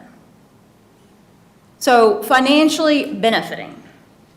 This is actually a new one, but it somewhat overlaps with several of the other rules. So no elected officer shall solicit or receive personal financial gain from a political subdivision for which the elected officer serves by means of intimidation, undue influence, or misuse of the employees of the political subdivision. It doesn't apply to financial gain received from acting in your official capacity. So if you're receiving your town board payments for acting as a town board member, that is excluded. Finally, we come to the fun one. This is a result of recent legislative changes. It deals specifically with nonprofits. And in order to fall under the prohibited activities for this statute, you have to answer a series, in fact, of preliminary questions. The first question is whether or not the nonprofit was created by a political subdivision. If it was, that nonprofit does not fall within the umbrella of this statute, fall within the umbrella of the statute. The second question that you have to ask is if it's not exempt because it was created by a political subdivision, is it exempt because it does not fall within one of the enumerated purposes? The statute's very clear as to the purposes, and I don't actually have the statute blown up here, but I'll read them out to you. So, if it is specifically operating primarily for or created primarily for a religious, charitable, scientific, literary, public health, and safety or educational purpose, then it is going to fall within the purview of this statute. So, if you've answered the first two, it's not exempt because it was not created by the town, for example. It's not exempt because it isn't outside of one of these purposes. You then have to ask, well, what is my relationship to this nonprofit? Do I meet the definition of associated? And what that means is that you would A, be serving on the board of directors for a non-exempt nonprofit, or if the nonprofit is small and they do not have a formal board of directors, you are a voting member. It does not matter if you are serving on the nonprofit ex officio to your status as a town board commissioner. So, if you are within the purview of the statute, you're on a non-exempt nonprofit, and you also are voting or on the board of commissioners, you cannot engage in any of the prohibited activities. And here's the kicker. You cannot engage in this activity whether you're serving as a town board member, meaning the town board is voting, and UNC School of Government has also interpreted it to mean that you cannot vote on the contract or engage in the activity on the nonprofit side. So just for an example, if you are voting, let's say we fund nonprofits during budget time, okay? Any member who is affiliated with that nonprofit, based on the definition, would have to recuse themselves and not engage in any of the other activity that's prohibited. But if that member is also voting on a contract as part of that nonprofit, because they have a voting membership, they cannot engage in that activity. And what that means is that you wouldn't just be recusing yourself for purposes of voting as a town board member, but also for purposes of voting for that nonprofit. The article, yeah. So, this, Stacy and I, Stacy's the primary and I'm the alternate for Ada Jenkins. But we are assigned there by the town to be representatives to Ada Jenkins. That doesn't prohibit us from voting for funding to them. So I'm gonna skip to the next. Sorry. We'll come back. So we've created a spreadsheet here. If you see one of the groups that you are affiliated with in red, those are groups that we have identified as not being exempt, and the board member who is on that group has identified to Jacob and myself that you meet the definition of associated per the statute because you are either on the board of directors or you are a voting member of that nonprofit. Emily, Ada Jenkins, Stacy, and Lance, does that have an impact on their voting on the adoption of the annual budget? So we are still determining that. But erring on the side of caution, there could be implications, yes. And keep in mind that the punishment for violating this is a misdemeanor charge. We need to find that out, or Yeah. we never adopt a budget. Well, and we have talked a little bit about that, Anthony, in preliminary discussions. A way around that might be setting aside a certain dollar amount for nonprofits, but then when it comes to vote on the funding of a specific nonprofit, at that point in time would be when the board member would have to recuse. Cool. Yes, Commissioner So Martinez. what if you're a major donor to one of the nonprofits up there, and you're on the board? So it doesn't necessarily matter as to whether you donate money. It matters as to whether or not you meet the definition Right, I saw of that. affiliated. Yeah. So if you're just a donor, but you don't actually have a board of director role, or you do not have a voting role, then you're not going to fall within the definition of affiliated. But go ahead, Commissioner. That's it.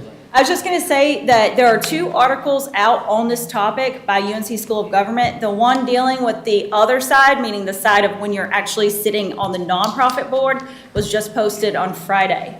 And again, I am advising you to err on the side of caution. Currently, this rule just came out. There's been no litigation. There's been no guidance on how to interpret it. But given the fact that it is a misdemeanor violation, if you violate it, I, as your attorney, would not be doing a good job if I did not tell you to err on the side of caution. Would it be easier just to, if you go to the board page, just to remove those appointments? Wouldn't that? Yeah, but then we don't have representation, or we don't have. Yeah, but also, like, my role, Hildman, is not as a commissioner, it is as a citizen. So that's kind of, I like the idea of setting aside a chunk of budget that gets Yeah. determined. I don't like setting aside any chunk of budget for anything. And so just to go back over some of the other prohibited activity, because we didn't necessarily get to that. It wouldn't just be voting on a contract that involves money. It would be any type of contract.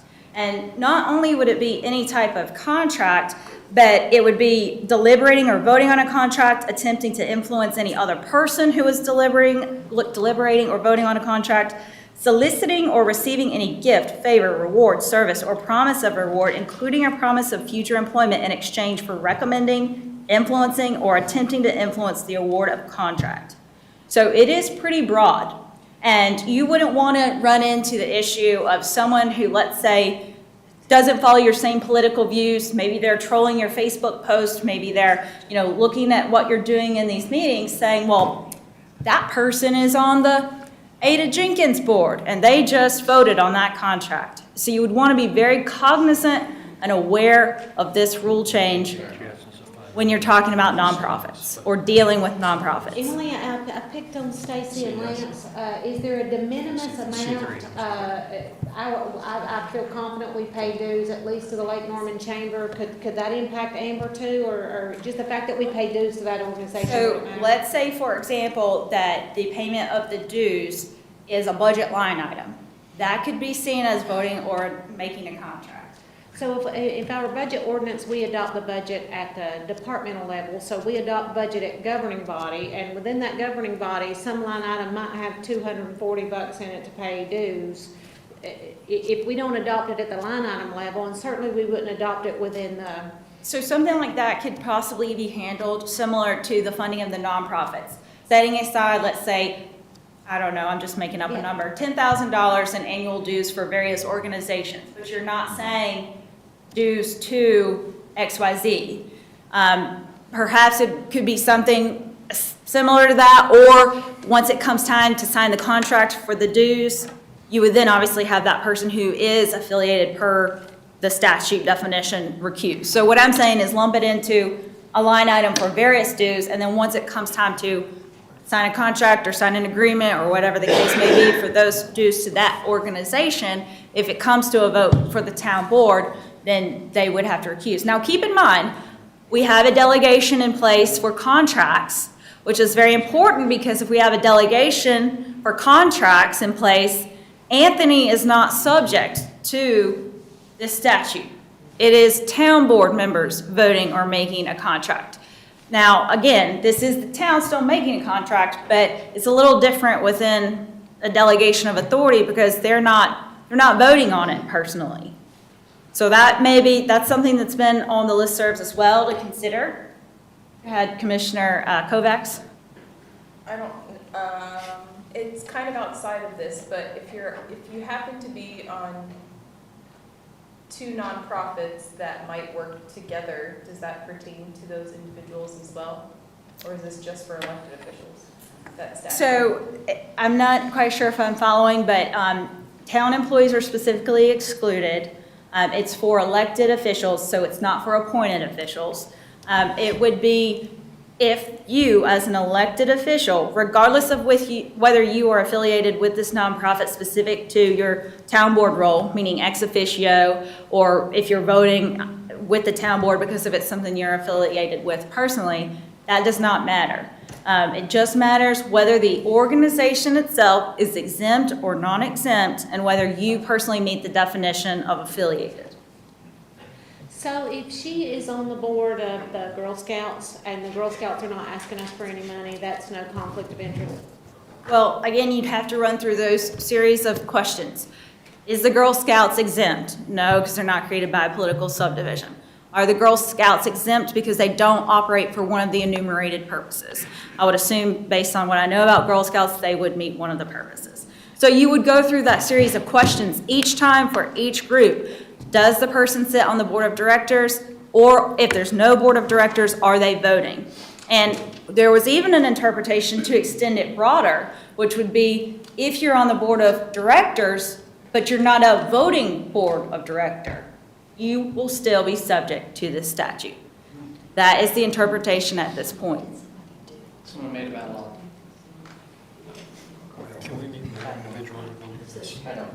So I know this is a very new topic. It's somewhat convoluted, but we've done our best to go through each of the groups that were provided to us, going through all of their incorporation documents, also their bylaws to see what they're operating for. But if you see your name up here, even if you are an alternate, meaning that you might not actively be doing something unless the other member cannot, I would still err on the side of caution and not engage in the prohibited activities because you may at some point be called upon to act for that other member. So not, again, picking on anyone, but let's say that Ada Jenkins came up. Stacy is actually, Commissioner Phillips is actually the representative, but Commissioner Munger is the alternate. So I would apply it similar to both, the alternate and the representative. So if, like Black Love, if we, not to say we won't, but if we don't give them any funds, we have no, I guess, any type of relationship with the town with that group. So it does not matter if, let's say that Black Love later came to the town to partner on something else. It didn't involve money. It was a contract. That board member who is on, I believe, the chair of Black Love, they cannot engage in the prohibited activity. But it doesn't matter if that commissioner is voting as a commissioner. That commissioner as an individual, because they are an elected official, should also not engage in the prohibited activity when acting as a board of director member or a voting member of Black Love. But from a town stand purposes, we have no relationship with Black Love at this moment. There should be no issue from that standpoint, right? For the town, but for the elected official, there is an implication. You see a perplexed look, right? So you're saying that even if we're not engaged with some of these entities, we're still held to this standard? That is correct, when you are acting on that nonprofit board. So let me, I'd like to know who screwed up somewhere to force this. I cannot lie, Lance Munger's been pushing for this law for some time.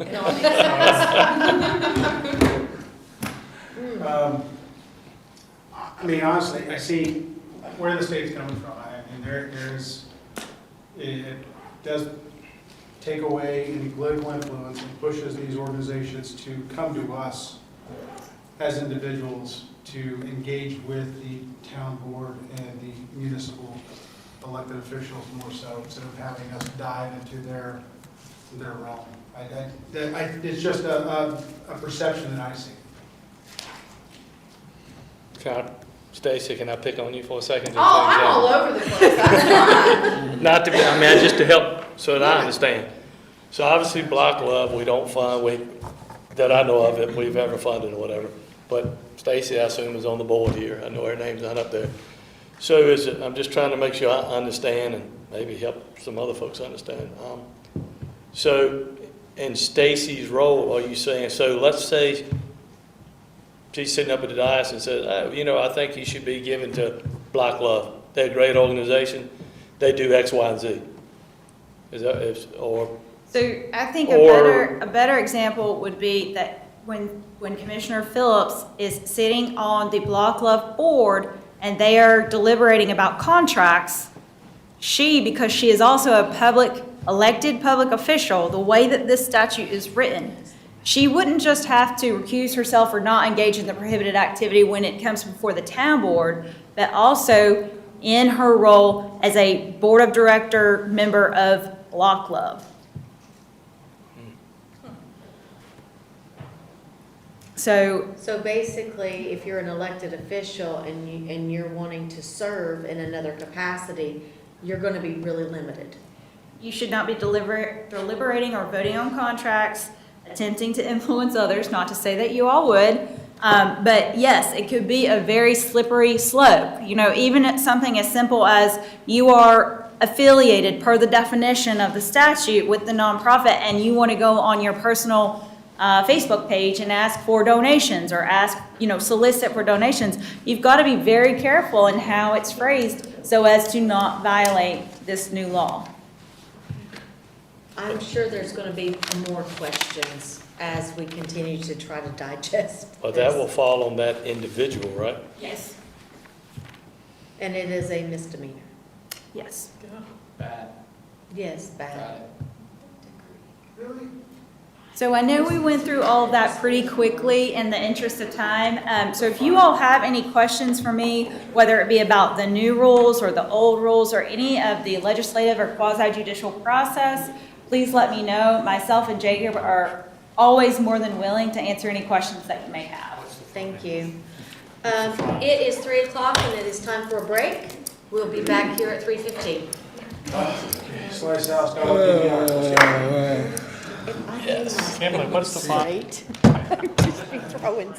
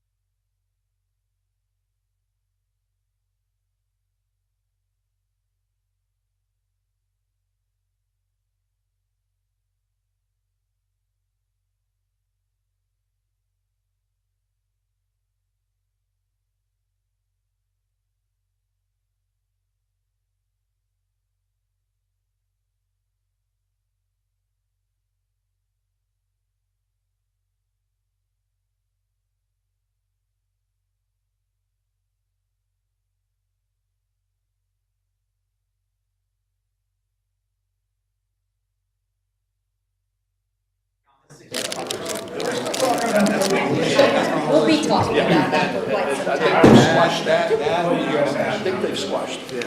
Well, Are we live? All right.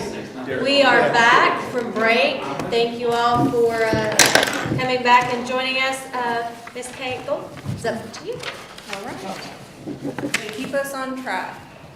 So my presentation today, I'm going to talk a little bit about COVID-19 because how can we not talk about it a little bit? Go through our employment numbers. That's the information that we talk about every year. This might be a surprise based on the other presentations today, but we're going to talk a little bit about recruitment and retention issues that we're having. And then just a few updates to circle back to what we talked about last year at this time. So COVID-19, I am a little disappointed that I didn't make Emily's list of things that she has helped review because to me, it was a little bit, when I thought about it, surprising. A year ago, most of us were not eligible for a vaccine yet. So how much has happened between a year ago and now is kind of surprising. COVID, I always joke about, I've lost like 2 years. I don't know when anything happened. I look back and I think, wait a second, no, COVID, so that was 4 years ago. But over the last year, there have been a lot of changes to federal, state, and county actions that are applicable to us. Whether it's changes in like the isolation and quarantine guidelines, changes in masking, changes in just the CDC recommendations, all of those things have continued to change and need to be updated. For us, that meant that we updated the isolation and quarantine guidelines probably 4 times in the last year. You would remember it was originally 14 days and then it was 10 days. Then there were some changes with whether you were vaccinated or not. And now it's what I call the 5 and 5. You potentially have to isolate for 5 days if you're positive, or quarantine for 5 days if you have not been vaccinated within the last 6 or 9 months, and or you haven't gotten a vaccine. So lots of little details to it, just keeping that information straight, making sure our employees and supervisors know that information so that we can do the best that we can to continue to do the contact tracing that we're trying to keep up on a regular basis as well. Another federal piece that came through toward the end of last year was the potential emergency temporary standard from OSHA that we thought may require us to either vaccinate or to require vaccination or to do weekly testing. I like to plan. I don't like to have things that I'm not ready for. So I'm ready, every time there was more information coming up, I'm ready to say, all right, we need to figure out how are we going to do testing? Who's going to be managing this? What contacts, what resources do we have in the community to help us with this? Emily has helped me pump the brakes a little bit on some of that, where I think that one, it was the 5th court made it, and then the 6th court overruled it, and then the Supreme Court came back and said, no, this isn't going to happen. So that just the little things like that, my point is, it's an ongoing changing situation. It felt like day to day for the last year. Knock on wood, hopefully we're in a better position moving forward. From an employee perspective, really the Omicron variant had the biggest impact on us. In the beginning of this, we did have employees who were positive or who had been exposed. But really, I would say this time last month, toward the end of December also, we had probably 20 employees out for several weeks on some variation of this. So again, hopefully we're on the downswing of that permanently. But we'll continue to just keep track of what other recommendations may be coming from the CDC. I would imagine the next will be more changes to the isolation and quarantine, reducing that even a little bit more. So we'll just see and keep up to date on that. Employment numbers. So again, what a difference a month can make. This is where we were if we had done this presentation last month. admin, and this just shows you what our budgeted positions are for each department, what our full-time positions are filled right now, and then the part-time, where we are with the number of part-time employees. So administration, we're still at 19, EDC still at 3, engineering still is at 7, has been at 7 for almost a full year now. We've done some different things with engineering to try to rectify that, but right now we're still down 1 in engineering. Parks and Rec, we were in a unique position to be overfilled in Parks and Recreation for a short period of time, and the reason that we were is because we know that we have pretty regular vacancies come up in Parks and Rec, and so with the anticipation that we may have something in salary savings from the year, we felt like we were okay to go ahead and overfill that. Since then, we are now at 23 full-time positions in parks, so we've lost three people in the last month there. Part-time is down just a little bit, and you heard Michael this morning talking about some of the issues that we're having just in general with Parks and Rec and part-time, filling those part-time positions. Planning is at 14, still at 14, that's great. Police was at 110, and currently we have some resignations that are in process, so we're not actually at this number, but probably, I think, by the end of next week, we will be down to 106 in the police department. So, again, just same thing with the chief, he talked about it. It is a constant struggle to keep those positions filled as well. Public Works, we were at 23, down 2 positions, and we are now down 1 more position in Public Works. So overall, we're down 18 positions right now. Last year at this time, we were down 14. I'll say the good news on that is that we added 18 positions, so we have filled quite a few positions overall in the last year. So here's just a snapshot of our hires and separations for each year. Separations can be anything from voluntary, involuntary, and retirement. The retirement number is included in that separation number. So this one, again, has changed a little bit. Is this fiscal year or calendar year? It's fiscal year. Okay. So 2022 is as of today. So we're at 33 hires and 15 total separations so far this year. I think last year we were at 17 hires and 16 separations. So you can see for hires, we've done a lot of hiring this year. Separations were about on par, which is, I guess, okay. I would like to be it to be a lower number no matter what, but and we still have obviously through the end of June to go. Any questions on any of that? Okay. How do we compare to municipalities that are according to the state? Are we pretty much there? I think it's pretty consistent, and actually the positions are very consistent. Everybody seems to be recruiting for the same types of positions. Turnover rate overall, we're below 10%, which is not abnormal. So, you know, overall, we're not in a strange position. It's just that it's the types of positions that we're having the hardest time.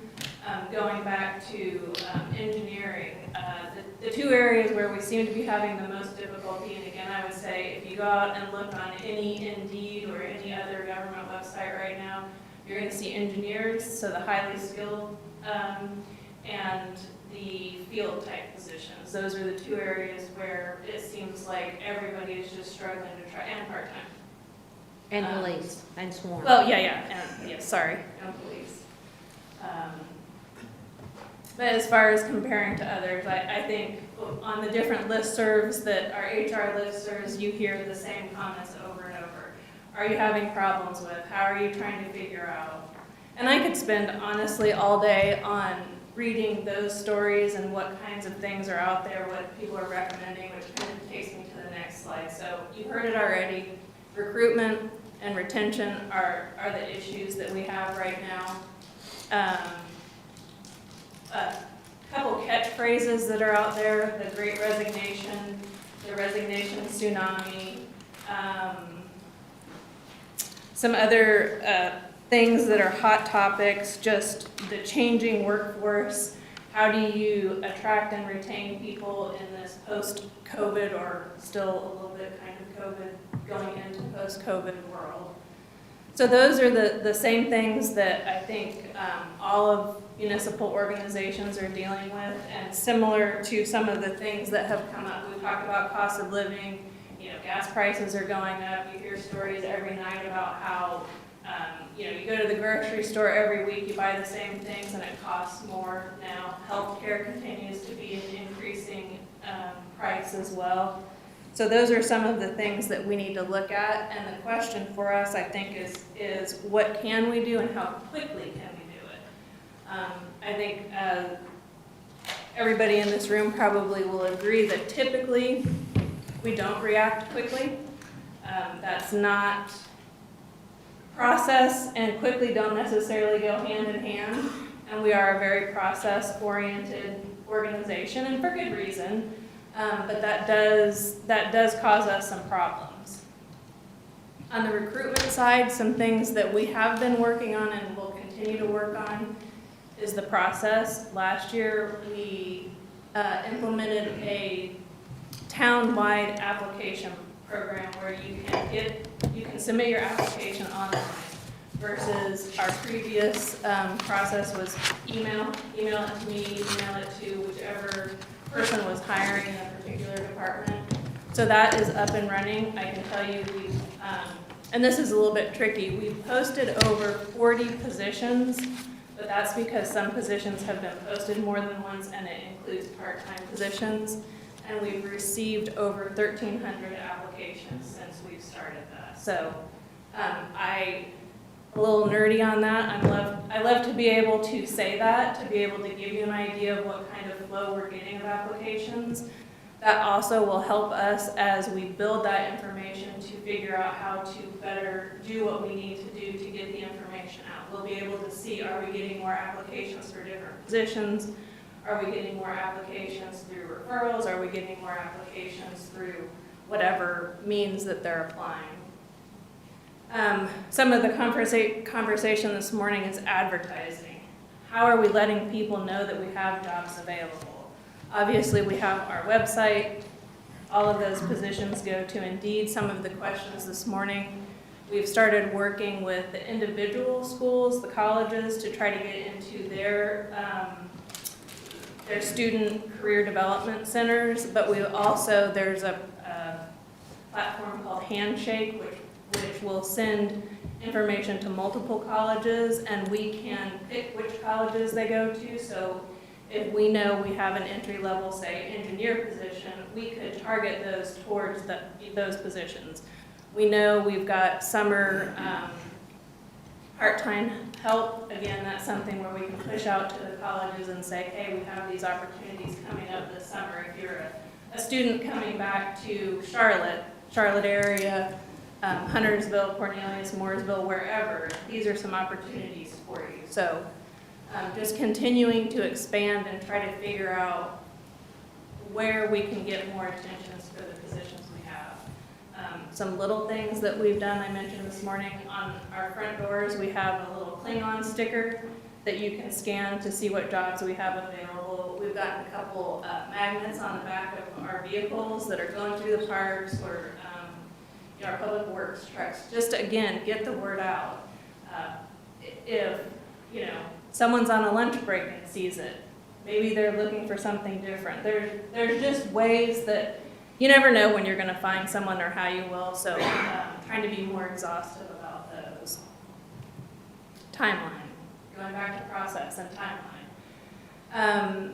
So we know we need to be faster with the online application system. So Gabriella starts the process for all of our applications. So she posts it. As the applications come in, she's looking at them and referring them to the departments. When we started this, we wanted to do it once a week, thinking it's less emails to get lost. The directors, maybe hiring supervisors, might not want to see it more often. Well, we realize now we just need to send them as soon as we get them so that the directors have a chance to pounce on them as quickly as they can. From there, then we also have various things like our drug screen, our background check, just the communication back and forth, and improving those things so that we can get faster, the turnover between the time someone applies and we can get them hired and in the door is faster.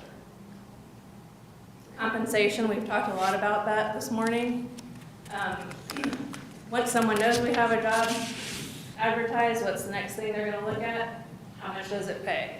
So we are working with a consultant this year, and we'll likely continue working to review a third of our positions each year to make sure that we are where we need to be. And that's tricky again because so many other organizations are changing so quickly. The information that we get, even if it's a year old, might be older than what we really need to be responsive. Incentives, this is another one that's out there quite a bit. I think I just saw Harrisburg has up to 4,500 hiring incentives. And so, and that's, from what I can tell, any position within Harrisburg, and includes, they differentiate based on the type of position. Laura, as plain spoken language, that's what we might traditionally think of as a signing bonus. Now, it might not be at the time you sign, it might be after you start or after you've served a month or a probationary period or something, but.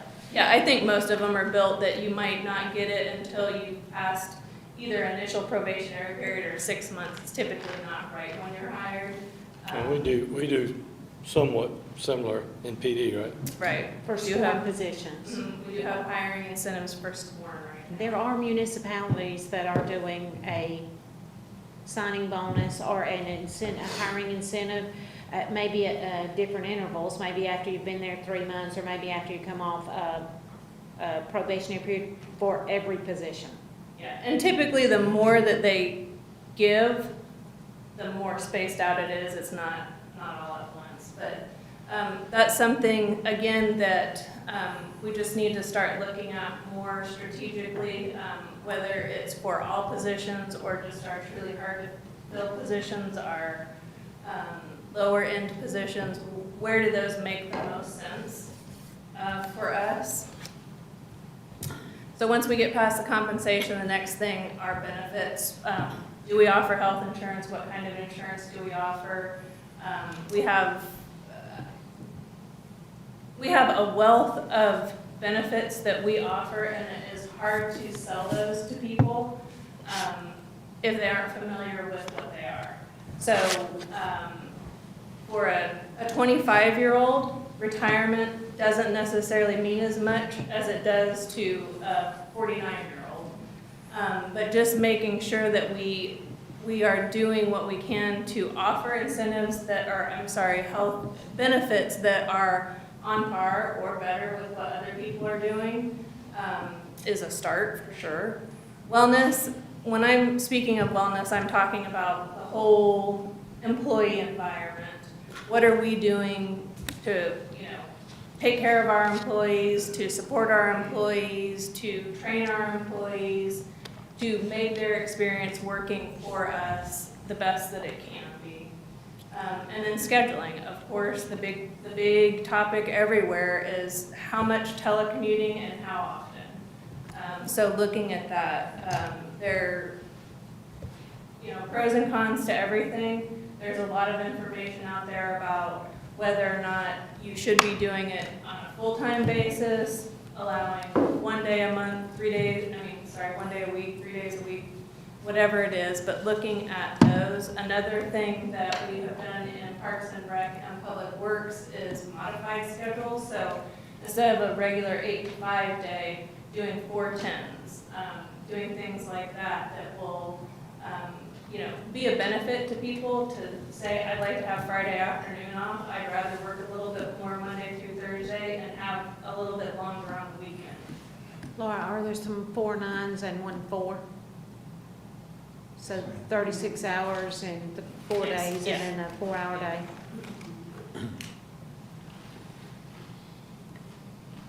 So the 2 circles on the first screen overlapped, and that's because a lot of these overlap. Compensation, we talked about it this afternoon. Are our salaries keeping people here? Are we addressing issues like compression to make sure that we aren't losing people for those kinds of reasons? What incentives might we consider, again, like referrals? Obviously, if I have a friend who I think is going to be a good fit, I would recommend them to work with me. If I have a friend who I don't think is going to be a good fit, I'm probably not going to recommend them. So referrals of people you know from your employees is a good thing. Other incentives, and I'll say this kind of overlaps a little bit with wellness. Again, what are we doing to incent our employees and potentially reward our employees for going above and beyond? If a public works position does not require a CDL, but someone is willing to put in the effort to get a CDL, is that something that we can give a small stipend for them to, once they get it? Another piece to that, like the police department also, should we start considering career development ladders for positions? You hear this often. We're a mid-sized organization, so there's not a whole lot of opportunity to promote within our organization. So how can we differentiate within grades that maybe will help keep people and make them feel like they're progressing through? Benefits, again, health, insurance, that's a big one for employees. We are, Janine, who is in here, will be issuing an RFP for our benefits this year. So we're looking at our broker service for that. We're looking for some creative ways to help keep costs down, not only for us as the employer, but for the employee. How can we help keep some of those initial costs, the visits to doctors, the deductible, the out-of-pocket maximum, how can we regulate those a little bit better for our employees? Wellness, we've talked about a little bit. Same for our existing employees. Training is a big issue. People want to continue to grow in their positions, and what opportunities do we have to help them to continue to grow? And maybe it's not always that we reward that with a financial incentive, but just making sure that we give the opportunity for employees to make those moments of growth. Again, schedule, same kind of conversation with recruitment. When you hear that there are other organizations who are allowing employees to work completely virtual or once a day, once a week, what can we do? Is that something that we can consider? The last piece, and I think it really, it's a circular conversation here, is culture. What are we doing to support employees, to make sure that they feel valued? And this is more than like the luncheons that we do. Making sure that if our staff is coming to us and they have good ideas, or this morning recognizing, the planning department conversation about how they're doing a good job of trying to continually improve to make the experience better for residents. Just recognizing that for staff. One thing that I feel like, I don't have a mask on today, and this is probably the first time in, 2 years, I feel like, that I haven't had a mask on. I can't be sending out the emails telling people to wear a mask and then walk around without a mask. So some of the things that we have taken for granted, I feel like, especially with COVID, all of the virtual stuff, while it's been great and it has allowed us to continue to work well, it's caused some separation. So how do we bridge that gap again? How do we address those kinds of things in the organization? a couple other things in here too that I would say go back to wellness, safety. We've contracted with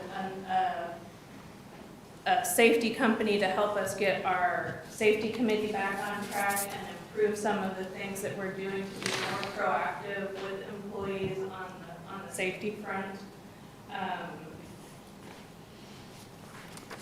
But again, these are all things that, going back to how quickly can we, what do we feel like we need to prioritize, and how quickly can we make those changes? Any questions on that? So updates, like I said, circling back to last year, again, it's super exciting for me from a technology standpoint. Employee self-serve is the new component that links with Munis, that now we have officially moved to a paperless payroll. We're not sending out paper copies, which we have been doing as late as December of this year. So that's super exciting. Employees can go and see past pay stubs. They can get their W-2 on there.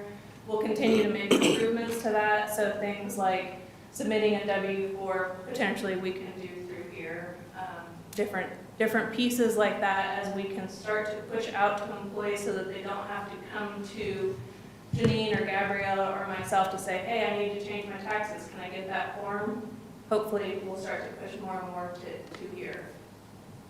The Munis Human Resource Module, in October, I don't know if Patty's going to talk about this at all, but we had a big upgrade to Munis, which is our financial and payroll system. It includes a component of a human resources module, which now is allowing us to make a lot of the changes that, again, we've done by paper electronically. We've made pretty big progress on that. Janine has worked hard on getting those pieces done. Finance has been very receptive and I think excited about that for us too. Learn, our online learning management system. Again, this is another piece where we're trying to provide opportunities for employees to be able to take advantage of different pieces online. It can be in classroom settings too, where we might all watch a video together and go through it, but I'll do another shout out to Janine. She's gotten that set up and moving. We have done 400 classes since we got that started. We have pushed our first all-town employee training out, so everybody in the town has received the same training. Some of the other training has been safety, so it's been departmental, where Public Works or Parks and Rec has certain trainings that they needed to do. So we expect that just to continue to grow. The last piece, and I don't know if Kim's going to talk about this at all, intranet. We don't have an intranet right now, so when employees need information, we do have a common drive set up. So you have to be on the network to be able to get to the common drive to be able to get the information. We've been working on an intranet where employees will be able to get to that information from whenever and wherever they want it. So those are some pieces that I think are just helping us to continue to grow, be more responsive to our employees. I don't know if this is you, Larry, or both, the intranet. Will people only be able to access it if they're on a VPN? The intranet is, I don't believe so. It's ideally going to be linked through the employee's computer. It'll be a login to the website. Okay, because when I was in the corporate world, we had to be on, like, we could work from home and stuff, but to get on the intranet, everything had to be done through the VPN.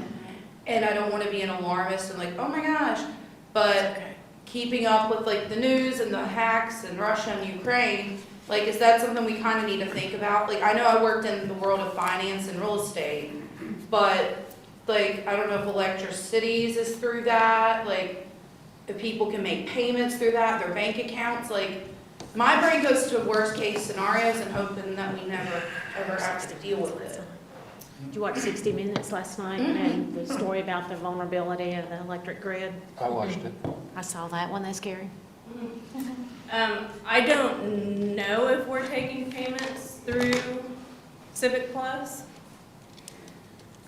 I know we aren't for electric. I know there was some conversation at one point about like our bulk trash pickups. But There are some automation payments through Civic Plus and then Civic Rec for the recreation programs.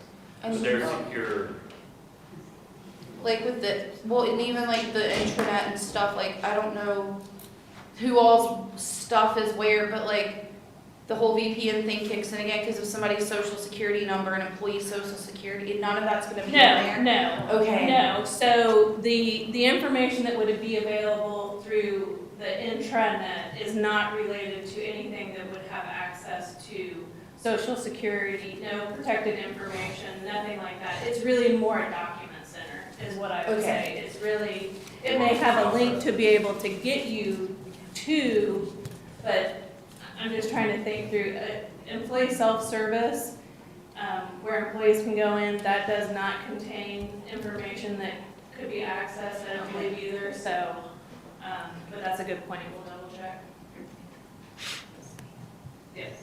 How are we doing with the $500 for the police department to recruit a police officer? How did that go last year? I don't have the numbers with me, but I know that I want to say probably the last 5-ish referrals all have an employee tied to them. So that program seems like it's continued to work well. One employee had 4. Okay, that's great. Yeah. And my final question is, you said you had 1,300 resumes a year for about the last year. It's about 35 resumes a week. And you have one person that takes those and filters them over to the directors. Mm-hmm. Okay, what do the directors do once they get the resumes? So the program has what's called Online Hiring Center. So it may not be individual, they can go in batches. So it may not be each individual one, but the supervisors can go into their online hiring system and they will see all of the people who have applied. So each time that we send more over, it just keeps adding to their list. So they can see all of the information, the resume, the application, any other information that they've requested to be submitted at the time of application. And so from there, they're able to look at them and do, a cursory review of that information, see who meets their criteria, who doesn't meet their criteria, and then they're able to kind of sort through those so that they can identify who they want to interview and then move forward from there. Are the directors doing that, or are they farming that out to somebody subordinate? It depends on the department. So it's typically a hiring supervisor, so if the director is the hiring supervisor, they're doing it, but if they have someone who is, designated as the person who's going to be doing the hiring, they're included in that. Finance and planning is probably going to be the director. In public works, it's unlikely to be the director. Police, it's not going to be the director. Thank you.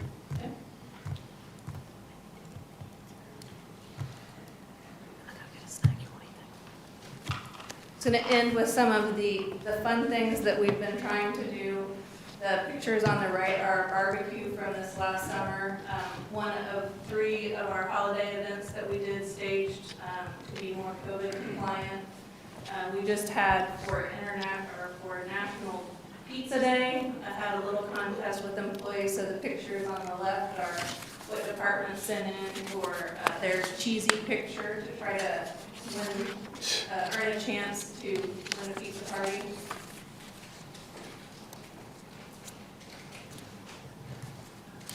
Any other questions?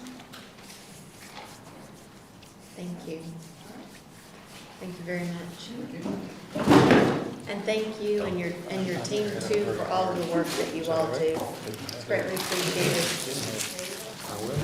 Mr. Davis, coming up from behind the camera. He about fell down, I just didn't know him. All right, IT, this is the exciting part. One thing to point out, Commissioner Munger, we've had these conversations about the vulnerabilities are out. They're scary. We keep up with it. It's pretty scary. We'll dig in maybe a little bit. Discussion overview, general updates, projects that we have going on, kind of our workload, and just showing you how much we're in desperate need of additional staff. Journal update, so we partnered with AWN Arctic Wolf. So what these guys do, I think I've mentioned this multiple times, is that they ingest all our logs, firewalls, switches, Active Directory, all those important logs. They take all this, they ingest it in, and then they filter through. So if there's any anomalies, any alerts, any things that we don't see, they're monitoring 24/7. They can detect, respond. We get alerts throughout the night, maybe a PC has a virus or something like that. So we're getting alerts throughout the night. And these guys help us with this. So they can take that PC and kind of move it off the network and isolate it so it's not threatening anything. So this has been a big help so far. We get weekly reports, and also we meet with these guys, and it helps us to strategize how we want to move forward and what we need to change, and all that. So it's a huge help. So one of the big projects we just completed, access control consolidation. So basically, we've taken, instead of a door access control for town hall and the PD and town center is all separate, right? So what we did was we consolidated it to one system. So we're able to better manage it. We could take with one fob, with one ID badge, right? We can just control access to each individual building. So that's helped out a lot. So we're not managing and paying maintenance on multiple systems and all that. We just brought that all together.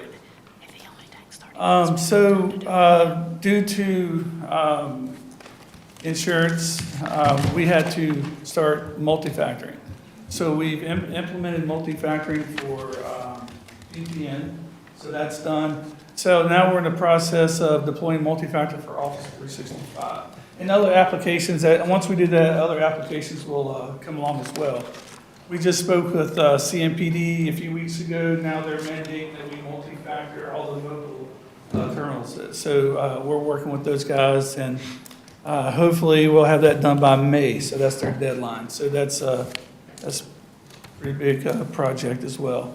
So we refreshed the town buildings with cameras, all the fire departments, town hall, town center, the police departments. So we have roughly 105 cameras.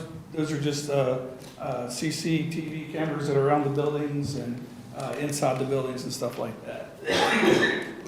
Sir. That doesn't include parks or anything? So, yeah, we're working on parks. So we're working with Jaycox and the Parks Department. We'll, hopefully this week or next, we'll have something up at Veterans. And then we'll work on Rosedale, and then North Mick Park. Those are the ones we'll do this budget year.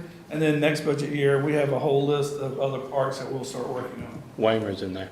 Waymer's in there. If I'm not mistaken, I think Jaycox. 2 or 3 Our for indoor Waymer. facilities already have cameras in them. I'm looking for the outdoor. And we'll work to put them at the, Waymer in for this year or next year. So this year will be North Mick Park, Rosedale, And Veterans Park. and Veterans Park. I mean, is this the time to say, like, when we're looking at building parks going forward, should we not just have the tech already lumped in? Yes. We'll do that. We'll put that in the budget once We just we're- never did it before, so as we were going through cameras, yes, it makes sense to do it as we definitely build, for sure. Larry, we think the downtown Greenway, will that be the current fiscal year too? Yeah, that should, whenever they're done with that, well, so as they're done with sections of the parks, we can go back and add some cameras. And, in Huntersville, we don't have we don't have the fiber infrastructure, so what we're doing is, we're leveraging the, I don't know if you guys are familiar with Critical Points, so basically it's like a little device. They use them in mobile, in all police cars mostly. But we put those in a little box and we're able to get a cell signal out and tie in a bunch of cameras to that, and it feeds it up to the cloud. Do the trailheads have cameras or no? Does what? No. Trailheads? Yeah. Not yet. Yeah, well, yes, sir. Backing up a spot. On the multi-factor authentication for Office 365, kind of a two-part question. Is that going to be something that's going to be implemented for the commissioner email access? And if not, do we present a liability as a result? Yes, we already have, the new commissioners have that. We'll roll that out to you guys as well. Yeah, I think Commissioner Kidwell and Kofax already have that, and we'll roll it out to everybody else. Just do it once. So usually what happens is that if you log into your PC through the web version, it'll authenticate, but every 90 days on your phone, everything out when you change your passwords. But yeah, so we got all those parks, back to the security cameras. We have parks, I think Jay Cox put the rest of the parks in the budget. So just kind of an overview of what we do. So in 2021, we had 1,332 tickets generated by staff. Now, this is not including all the knocks on the doors, phone calls. Come on. Patty never does this, but yeah. So, this is just stuff that people's entered to our system. So, and we try our best to keep up, not only for numbers, but just to keep up with notes, right? We can't remember everything, so we just kind of have to keep up with all that stuff. Laura mentioned we have 212 full-time employees. We have about 20 HFA staffs because we support those guys. They're kind of a part of our network, emails, their telephones, things of that sort. And the fire departments as needed. We have cameras, phones, and things like that in all the fire departments. We manage and maintain all staff workstations, laptops, mobile devices, police MDTs, access control, camera systems, AV equipment, printers, copiers, and that list just keeps growing, as we leverage technology. You guys can check fact this. The average IT staff is about a 40-to-1. We're about 85-to-1 based off our current staff. Adding another stat, I'm sorry. Where'd you get that? You can just Google it, or you can just look. Usually it's a little lower than that. Depending on your size of your environment. But yeah, 41 is probably where you roughly want to be. 50-to-1. We're 85-to-1. I think Mooresville, they're around 42, 43, and they're adding another person this year. Well, they're requesting another individual this year. And we're 85, so adding another person will put us around 53-ish per. So, approve this person. What they'll do is we have a lot of small projects that require audio cable pulling, network cable pulling. Instead of contracting this stuff out, they can help like that. They can help out with this. Assist us deploying PCs, MDTs. It takes us about a year to refresh PCs. I want to cut that down because that's just way too long. It's just, I'd like to do it at least in 6 months, have all the PCs for that year refreshed. So they'll assist in managing, RingCentral, our phones, meeting systems, related hardware, help install cameras at all the parks and stuff that we're doing, and help with assistance supporting desktop supporting service needs. You guys have any questions? Any answer? Yes, ma'am. With the way things changed and how things went so virtual, have we figured out any technology needs that we have currently that we haven't addressed or gotten? Yeah, so a few things. I think one request that we get a lot now is that kind of intermix with virtual and live meetings, especially in this room. We're working with the vendor. Hopefully I'll have some numbers back tomorrow at the earliest to kind of integrate that, so it'll allow us to, if people need to call in, if you guys are, you guys can be on vacation, right? So you'll be able to do a virtual meeting and a live meeting at the same time. I think that's one of the big demands that we have as far as that goes. Yes, sir. I've got 3 questions. Yes. How'd your morning go? Morning was rough. We had so we had a lot of audio issues. We weren't planning on the HVAC blowing in the back. We visited that location 3 different times, and you could hear a pin drop. So, yeah, and then internet was cutting in and out, so we had a few issues there. Okay, I'll get back to that in a second. We have 105 cameras, right? 105 CC cameras. There are other cameras that are, there's about 25-ish traffic cameras. Who can watch the tape on those cameras? Who has access? It depends. Can you So- list those people who? It's generally department specific. Okay, Right. I'm at the police department and I'm the sergeant on duty. Do I have access to No. it? Why not? That's up to the PD. They tell us what access they want to give to their building. So I don't determine the access, I only provide the And access. it all depends on what, access to, because there are certain things that Right. only certain people can have. There's arrest processing, we have them in CID for homicide interviews, so I mean, it all depends. So we just facilitate it, we don't really dictate. So whatever Hoyle or Hoyle's affiliate asks you to give people access to is what they've got access to. Correct. Would you say 5 people at the PD have access to that? Oh, no, a lot more. Records techs, CID, all the lieutenants, captains, of course, chief and major and all those guys. Yeah, there's a lot of people who have access. How about Park and Rec? How many people have access to that? So it depends. At the rec center staff, all the rec center staff, they have to their rec center area. So parks, right now, we don't have a lot, we don't really have any in parks. So once we have parks, they'll determine, Michael and Tracy will determine So at the rec that. center, Michael and Tracy would have access. Right, they have access to that. And like the arts center, they have access to that as well. And Delwood, Okay. And some of Siegel. and some is Siegel. And Town Center, and some is Town Center. So it varies based off department. But it's just a select number of people who get to watch that tape. Correct, Okay. right. And I guess all the emails and phone calls that I get is about the audio and the sound system at our meetings. And Larry, I'm gonna tell you, it's terrible. And I don't know how everybody else feels, but, you're standing up here asking where other people, and what we're doing right now isn't working. Right. So, I mean, we're working on audio issues. Obviously, when you're off-site, that's a whole different story. My understanding, I don't hear any audio issues in here currently. I don't know, Kim's monitoring the Facebook feed, it's normally pretty good. What is it, Larry? I think one of the things we have just done recently is we are moving away from Facebook, I guess. Right. And now using YouTube. Well, you can still watch it on Facebook if you wanted to, Right. you just have an alternative. Right, so we've streamed in 3 different facets, right? We have Boxcast, which we can stream there, Facebook or YouTube. So that if Facebook is having issues, you can tune in at one of the others. One of the first meetings we had when we came back here, some of the mics weren't working from the diocese, and we had to take town staff and regenerate what the notes were. I don't know if you recall that or not. Well, we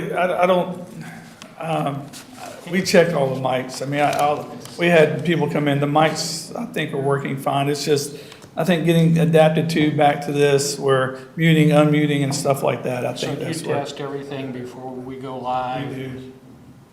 Yeah, I mean, you can check the mics now. All the mics were working. I don't think that was the issue. I think just, you got to get used to, we were in the rec center, we had the mics there. Now, the mics are up like this, and this, if the mics aren't in front of you, right, you won't be able to hear. So you got to unmute yourself and make sure the mics are there so you can project. But a big issue, I think, has been Facebook going in and out, et cetera. And unfortunately, I want to kill somebody even though I don't get to control Facebook, unfortunately. Correct. So hopefully now that we have, I guess we're using Boxcast format to be able to do Facebook and YouTube, that gives folks multiple options. Right. Yeah. We're not limited just to Facebook, right? We have multiple options if needed. That's all my questions. Thank you. Cool. Anybody else? If there's nothing else of Larry, I'll just tell you, you almost got one the other day, but you got to stop sending those emails about wanting somebody to go buy gift cards, because we nipped it in the bud. It got pretty close to somebody was about out the door to go get them, but we didn't let them. And one Stop thing sending those emails. One thing I didn't mention in here, we're really stressing, we send out phishing emails intentionally. If most corporations do this, and we're constantly trying our best to educate the end user because they're our best defense, so. No, I'm joking. Oh, People Yeah, we see that a lot. hackers are faking emails from the board. Hey, I'm a board member. I want you to go out and buy gift cards. I get them from somebody who ran all the time, and it's really awful. Do Oh, mayor's constant. seriously? And the mayor is the one that almost got somebody to go out and buy them. It So we wasn't got to me. do the big speech about, there's a tax consequence of that, you're never, if your direct supervisor, almost never gonna send you out. But if it's not your direct supervisor, don't leave your desk to buy I the gift remember card. when they did it with John, but I don't, I can't believe it's still up. Thank goodness. We block that stuff. Most of the emails, one thing to keep in mind is that if you do not send an email from your town of Huntersville, like if you use your Gmail account and you email the town, it'll get flagged and blocked. So just be conscious of, I and this is why we do a it. legitimate email in my Yahoo account that I'm trying to get to Laura, and it physically won't go. It's a pain, but we have to try to keep it safe as much as we can. It's good luck, Tom. All right, thank you so very much. Jackson. Is he in the lobby?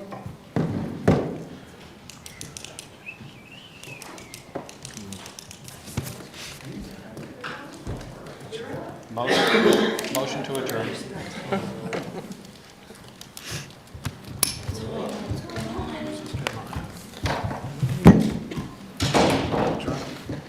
Maybe. You got 10 minutes, go. Hey, I was just gonna say, this must be an exciting part of the day. You guys are geared up, ready for me? Awesome. Well, I will attempt to entertain the best that I can here. I know it's been a long day already, but certainly pleasure to see everyone, and looking forward to giving you kind of a status update on where we're at, and certainly answer any questions that I can. So we will just kick off. It looks like You're not wearing your mask?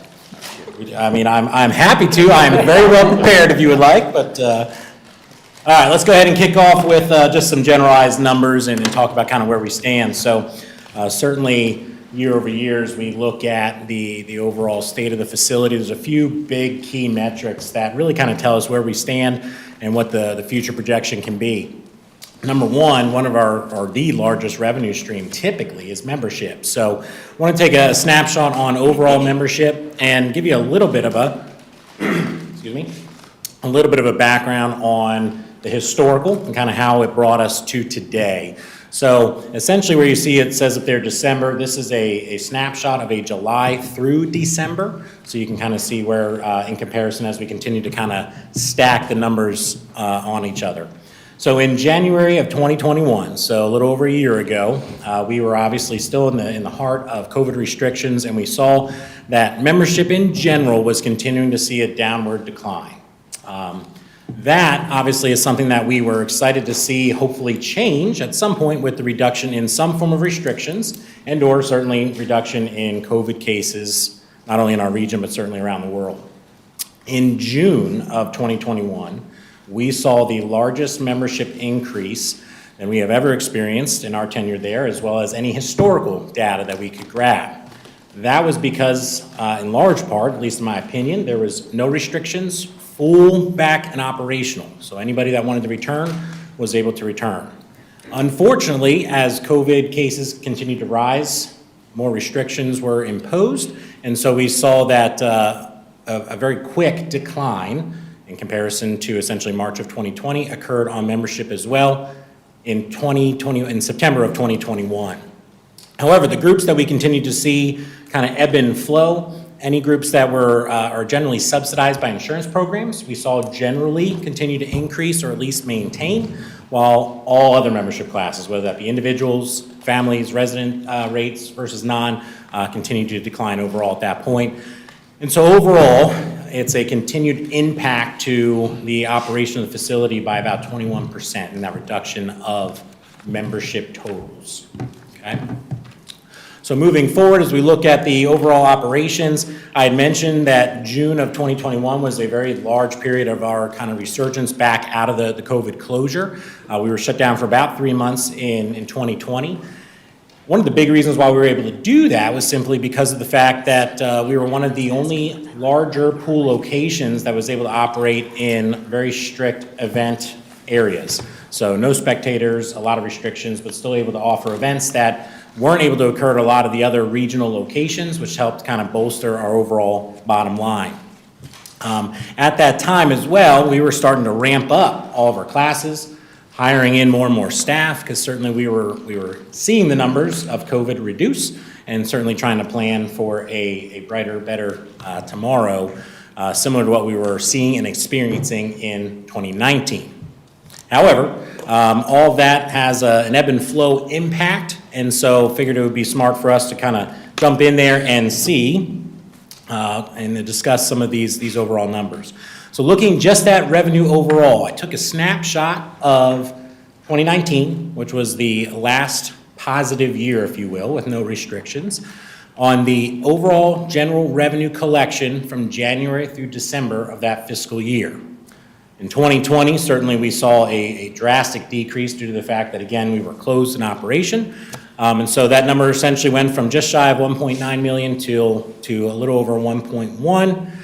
And now, as we look at coming back out of the COVID restrictions, or at least reductions, and starting to see more people come back to the facility, we are starting to see that number increase. However, it is still an overall decrease from the 2019 height till now of a little over $400,000, and so that's again about a 22% decrease overall when we compare the high water mark to where we are today in general revenue collection. In comparison, when we look at just general membership, you see the similar trend, where from a membership revenue standpoint, being just over 1 million in the same period collected in 19 to moreover to this year essentially being shy of about 700,000. So do the math for you, a little over $300,000 decline, which comes down to about a 32% decline overall on those membership numbers as we stand today. So looking forward, certainly there's been a lot of things that we've been doing to certainly reduce costs. One of those things certainly is a reduction in staff, which then does have some reduction in some of the offerings and only bringing items back when they are appropriate. But certainly proud and happy to say that the approval that went through to replace the fitness equipment, much needed, is now in place and is in operation, and certainly will help to support the facility for years to come. So I put 2 different general snapshots on there, both strength and cardio equipment. Very well received, definitely timely, and certainly as we continue to move forward, hopefully to the old normal, if you will, we'll continue to see that equipment get more and more use, certainly see membership increase. So looking a little bit behind the scenes, when we talk about that, at least in my world, I'm talking about some of the capital expenditure projects that have gone underway and some of the items that we want to look at for potential future planning. The original plan, the capital improvement plan for HFFA, did not include or was not solely focused on repairs and support of the air handling units inside the pool areas. However, that has been one of the biggest impact and struggling areas of the facility that has been pulling on all of the various strings that we have from our general P&L. So there was capital expenditure that was done for the large pool space to help improve airflow, and I'll say air conditioning, and I don't just mean bringing the temperature down, but just general conditioning of the pool space. So that includes taking out any negative pool air, if you will, and trying to place fresh air back into the space. So potentially, as we look forward, and I've talked with a lot of various groups as to what are the pros and cons, and what are the options we may have at our disposal for continuous improvement. Certainly one of the areas that needs to be continuously discussed here is the potential for more work or potential replacement of the Dectrons and some other various pieces of equipment. Because as of today, or in this fiscal year, we have spent just on repairs on those units more than we ever had in any other given year so far in operation. That does not include any of the general maintenance items that are going to happen every year, like filter changes and inspections and things of that nature. This is just strictly on repairs to those units to continuously work to try and keep them operational. On top of that, unfortunately, we also did have a pool motor work that had to be done on the larger pool.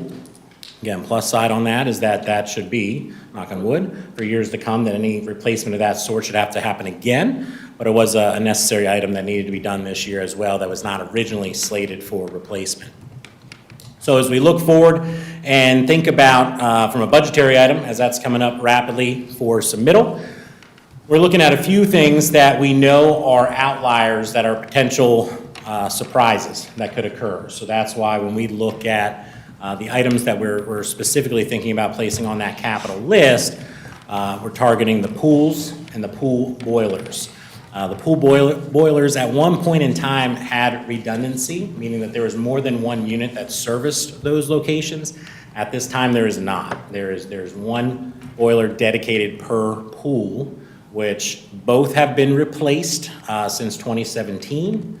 However, you're still running a risk that if one of them were to not be operational, you don't have the backup, as well as you're requiring one unit to support the space that originally was more intended for 2 units to control. So that was always part of the general overall forecasting, that why we wanted to get that on here in this list. And then certainly things like diving boards, unfortunately, are a use item that can put a number of years, and they have not all been replaced at this point. So certainly that's an area we need to focus on as well. So diving in a little bit deeper to the Dectrons. The Dectron's not overly old. They've certainly not seen their required lifespan or the expected lifespan. However, they have been struggling since they were installed to maintain 100% operation. There's been a lot of equipment that's been replaced on them, motors, compressors, leak repairs, things of that nature that you would not typically see, especially within the first few years of having those items installed. So after conferring with a number of different groups to come in and take a look and see what can be done, certainly over the years there's been replacements of pieces of machinery inside the bigger boxes. But certainly we are reaching a point where the expenditure year over year potentially doesn't necessarily make sense to what needs to be the answer for a long-term fix. Because this does not appear to be something that just continuing to replace motors or compressors and the like will at some point end. There's potential that there's always going to be this issue. So the recommendations have been to say, hey, might as well just replace the units. That should fix it. However, and continuing to confer with various experts in the region, some of the recommendations certainly are to look further to the potential root of the problem, things like ductwork in the space, venting in the space, potential other pieces of equipment that exist now, more readily available, if you will, like UV and things of that nature that we could utilize to help support the air conditioning in the space. That would continue to allow us to offer larger scale events and then have larger groups in the space. Not doing that in the long run certainly will continue to, in our opinion, and certainly you can see on the general budget sheets, will continue to strain the overall potential revenue that the facility has, not only by reduction of events, but by an increase in expenditure year over year to help support them. So third bullet point really references the comments that I just had as well. So moving forward to continue on with the presentation, the other area that we think is important as we continue to look at the state of the area, the state of the world. Inflation certainly is not a surprise to anyone, or hopefully not a surprise to everyone, but we are about due to potentially take a look at and review membership dues and the potential for adjustments. As far as we can see, and we certainly know there's not been an adjustment since we've been operating in the facility, but there's not been a rate increase, and the last one's been about over 6 years since it has occurred. And certainly, unfortunately, there's a lot of expenditures that exist that are going up. You can take utilities for one snapshot. Certainly, there's some labor expense that is continuously increasing without increasing headcount. So it's an area that we'd like to look at. The original bullet points placed on here were pre some of the latest news. I will say one of the areas that we looked at in comparison for our current membership rates to what's happening in the region was the YMCA's. And I will say that the YMCA overall has just announced that beginning tomorrow, they're raising rates on all of their membership classes. So certainly the percentages that you see of our delta of where we sit compared to where some of the other locations will be, those percentages will increase as of tomorrow. Go ahead. Does this include the new, what's it called? It does not. So the reason behind that is that it really comes down to the overall operation of the facility. Meck County, how do I say this? The enterprise fund as it stands today, the ask of the operation of the facility, is to essentially operate and cover all expenses. The North Meck facility is being subsidized by other various programs that are out there. So their rates are substantially lower than what we're even offering today. What are those rates? So I don't know if you want me to list them all or not, but essentially, Just a standard membership rate. if you're looking at a standard individual, they are $20 cheaper on average than ours, Monthly. monthly. Do they offer childcare? I'd have to get back to you as to the official detail on that, but they are going to be offering a lot of the similar programs that we do. You know, certainly I think that HFA still has a lot of competitive advantage in the fact that it's a much larger pool space, a lot more water that's able to be utilized. Certainly not as new, certainly, with the place being just built this year, but there is going to be a lot in regards to space and offerings that does make it competitive. However, a large swath of when you look at the numbers of membership dues that are posted as of today compared to where we've sat for the last 5-6 years, it certainly is going to be cheaper overall at that facility to join than it is at HFFA. Well, I mean, I'm just gonna be frank with you. One of the big complaints I've heard is over the childcare situation kind of changing. Cause, I mean, Amber's in the same groups I'm in, and there are people who are canceling their memberships because that's a luxury and a service. And I respect why they're doing that. And I feel like that's something maybe we need to look at and address. Sure. So to be honest, it's the first that I've heard that people are canceling memberships. You're talking about preschool? Okay. Infant watch, I mean, We offer infant watch and child watch. But the times, like, being so much more constrained, like, the mom groups, like, that's like a repetitive thing I've seen. Okay. It's something that's been brought to me, because not everybody is a stay-at-home that can go between 8:30 and like 12:30. Sure. Like, what about the after-work crowds and stuff? And I feel like that's caused some of the membership drops, at least with younger families. Okay.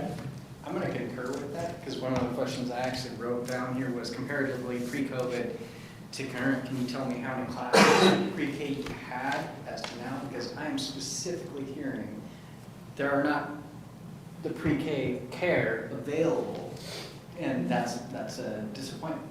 Sure. So.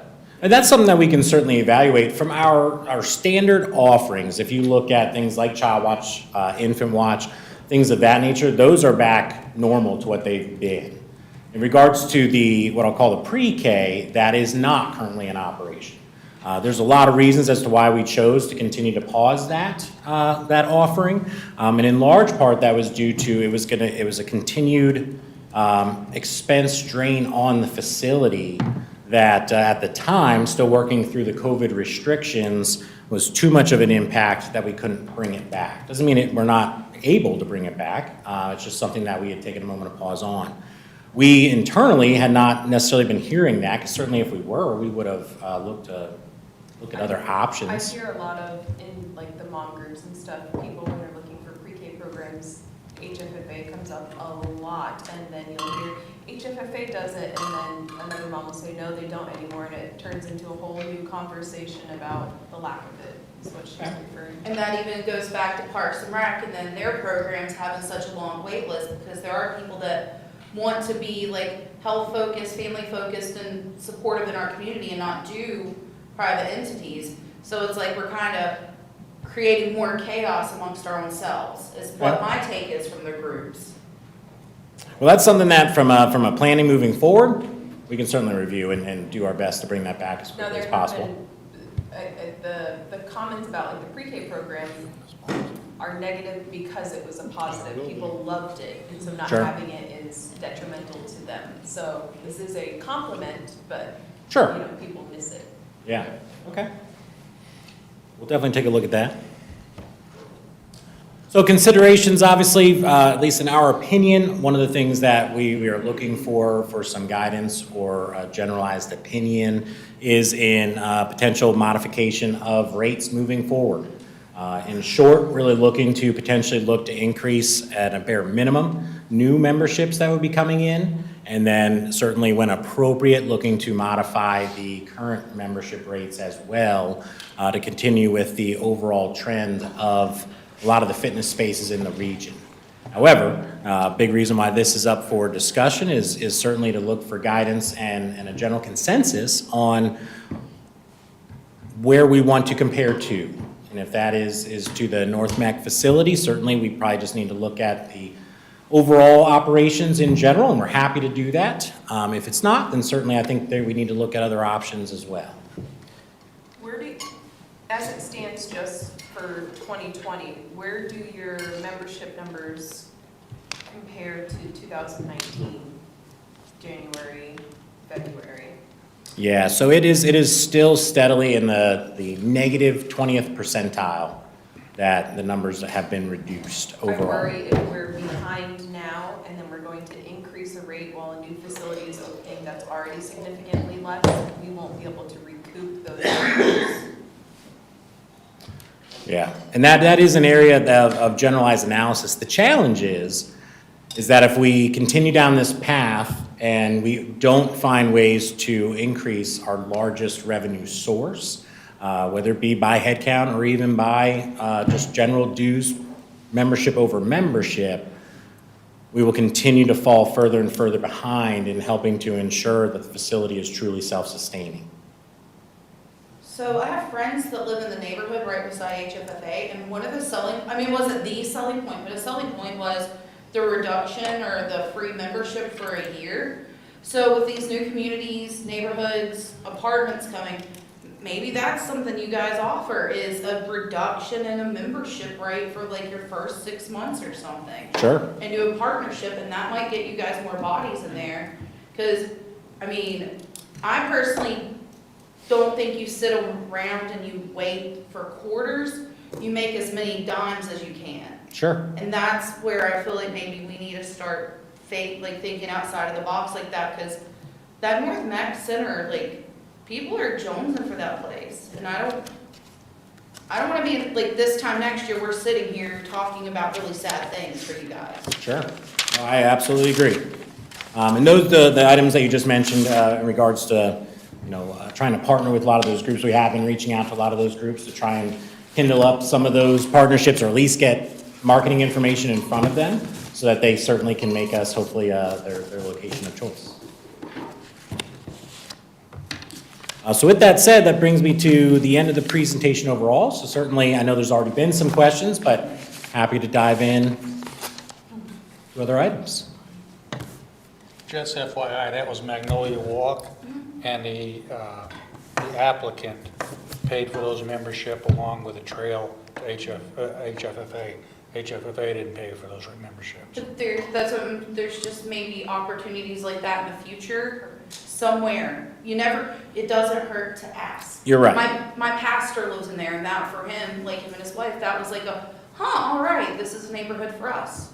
Yeah, we brokered, when we came in and knew that location was solidified, that trail and those items were solidified, but what we did was we spoke with the developer, and they agreed that they would pay for the first year of that membership for the individuals in that neighborhood, and then certainly after that, that partnership would cease on each individual home. So that has certainly helped support the overall operation. I know they kept theirs. They were that Yeah. happy with everything, yeah. Awesome. Any other questions? I would just like to say, things are looking pretty bleak over there with this mask. Take it off, put it back on, now that we don't have to wear a mask. I think the membership a year and a half ago just skyrocketed, and so did the participation at the facility. It seemed like a lot of people were a lot happier taking all those plastic shields down and everything, and I'm kind of thinking that's the way it's going to be. Yes. Well, I think it will be interesting the next few months to see what that membership looks like as the weather warms up. This time next year is gonna be Before we let go of Zach, may I contribute a couple of things? Yes, I think please. of our list of various topics tomorrow. We've asked the directors to come back if their schedule allows. I'm not sure Zach will be able to come. There's one HFFA item on there. I don't think there's more than one, but there's a comment about whether or not our committee could take a look at the swim contracts. Are we agreeable to doing that at one of the HFFA committee meetings? And we'll just, thank you for being our first success of checking an item off the list. Absolutely. I want to be frank about HFFA. Patty's going to throw a pencil at me. I don't know how frequently we talk about the do to, do from when Jackie's lips aren't moving. Who gets fun talking about that? In the early years of when HFFA was created as an enterprise fund, that's governmental accounting jargon for, we're going to set this aside and consider its own business and assume it's self-supporting. Ballpark 2001 to ballpark 2006, it wasn't self-supporting, and the general fund dollars were used to help balance the books, and 2001 to 2006, that was a total of $5 million. We started talking in ballpark 2017, 18, certainly in 18, and said, we need to work that down so that that loan, so between 2006 and 2018, 0 payments were made. In 2019, we had a great year. We made a payment, I think, of $350,000. So the pandemic happened, so 2020 wasn't an awesome year, 2021 was not an awesome financial year. We've not made a payment on that $5 million loan since 2019. If you look at our audited financial statements, that cash balance in HFFA was $61,000 at the end of June of 21. Patty distributed financial statements for HFFA for the end of January, and that was underwater over $100,000. I think it was, I can't remember off the top of my head, but ballpark 160-ish. So here's a little bit more just governmental accounting jargon, do to, do from. So our electric fund has its own separate cash account. So if you happen to be an electric customer, when you make your monthly payment, that's going into a separate Town of Huntersville checking account, and there's nothing else going on in the activity in that account except electric fund payments out, and our payments to the power agency for power, and all of our expenses related to the electric fund. But for not the electric fund, so whether it's general fund, when the county pays us our share of taxes, or Powell bill, or stormwater, all of that cash is going into one checking account, and it becomes casserole, right? So our governmental accounting structure says, of this whole $10,000 in this checking account, $9,000 of it is general fund, and $200 of it is Powell bill, and $400 of it is stormwater, and so on and so forth, so we can keep up with how much each fund, what each fund's balance is. So you do the math. If we had cash of $60,000 at year end, and at the end of January, we're in the whole 160, that cash is going to come from somewhere. That is a 5-minute explanation for me telling you that do to, do from will go up this year.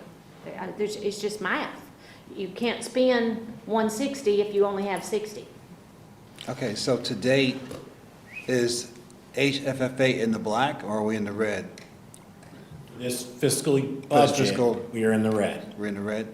Now, for this, what do they call it, the Dactron unit, will any of the revenues that we receive be supplemented to the replacement of this Dacron unit, to this unit, or do we have to totally supply that or supplement that? We'll have to figure out how to pay for that. How to pay for that? Is the way to say that. Okay. We just got to figure out how to pay for it. Gotcha. Commissioner Munger.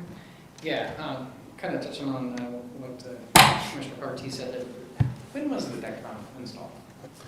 Would have been bridge the gap between 2016 and 2017. Okay, and there's possibly a stupid question, but there's no warranty or anything like that? So all warranties in regards to the specific mechanics have been exercised at this point. There's no other warranties that I've been able to find outside of that we could continue to exercise to repair it.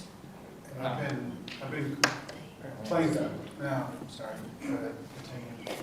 I'm just, I mean, for something that it's 5, 6 years old, and obviously it was at a significant expense, millions.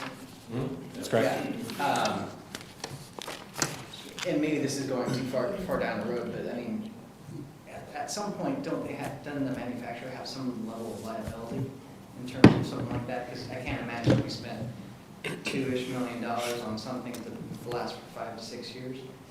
That is true. I would think that potentially it's maybe a question for the town attorney as to what level we can go after them for, and we'd certainly need to look at that information. But the challenge that we have at this point is that there was a lot of hands essentially involved in the generation, design, install, and so forth of those units. So unfortunately, as the years have progressed, it's really been from an installer standpoint, well, it's the units, or it's the engineer, or the individuals controlling the general overall maintenance. It's always somebody else's problem.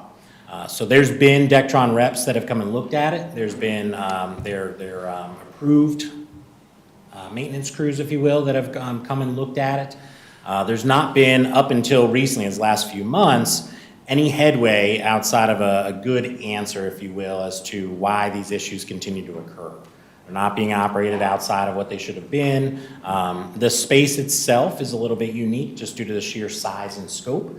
But from the individuals that were not involved with the original install, a lot of individuals are looking at it be a design flaw, even more so than it is the units themselves. That it's a ductwork issue creating excess issues on the units. So that's part of the reason why, and again, I'm speaking for them, but that's part of the reason why I feel the manufacturer feels they don't have liability on it, because they will work with their units or the innards continuously being replaced. Yeah, and maybe I'm wrong here, but I just feel like we're being the nice guy here, and I mean, we're getting hosed. I mean, that's the way I'm looking at it, and So we're getting a lot of this is going on. Of course, right. I don't think anybody in this room was here, unfortunately. There's a lot of, from talking to some of the industry folks, I think a lot of it is design issues and nobody's taking ownership. I think some of the companies have gone defunct. It's all of the above. So we got more homework to do to see if we can go after anybody.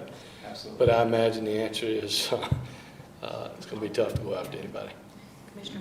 Are there ways, like, if it's a design flaw, is there any way for us to fix the design to be more appropriate so we don't have to keep having double the amount of machines or fixing these parts, or is that more costly? What are we?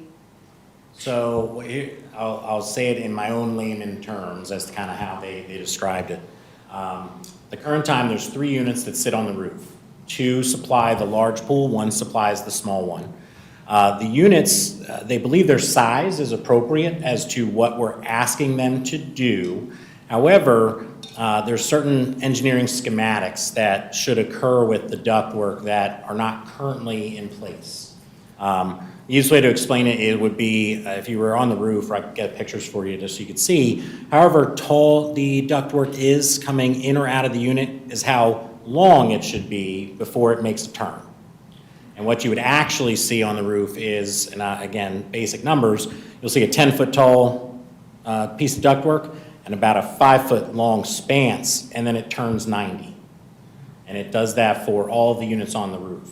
So their belief is that there's back pressure being built up, more rapidly stressing the equipment, the motors and the gears and all of that, and then being in a corrosive environment just certainly doesn't help.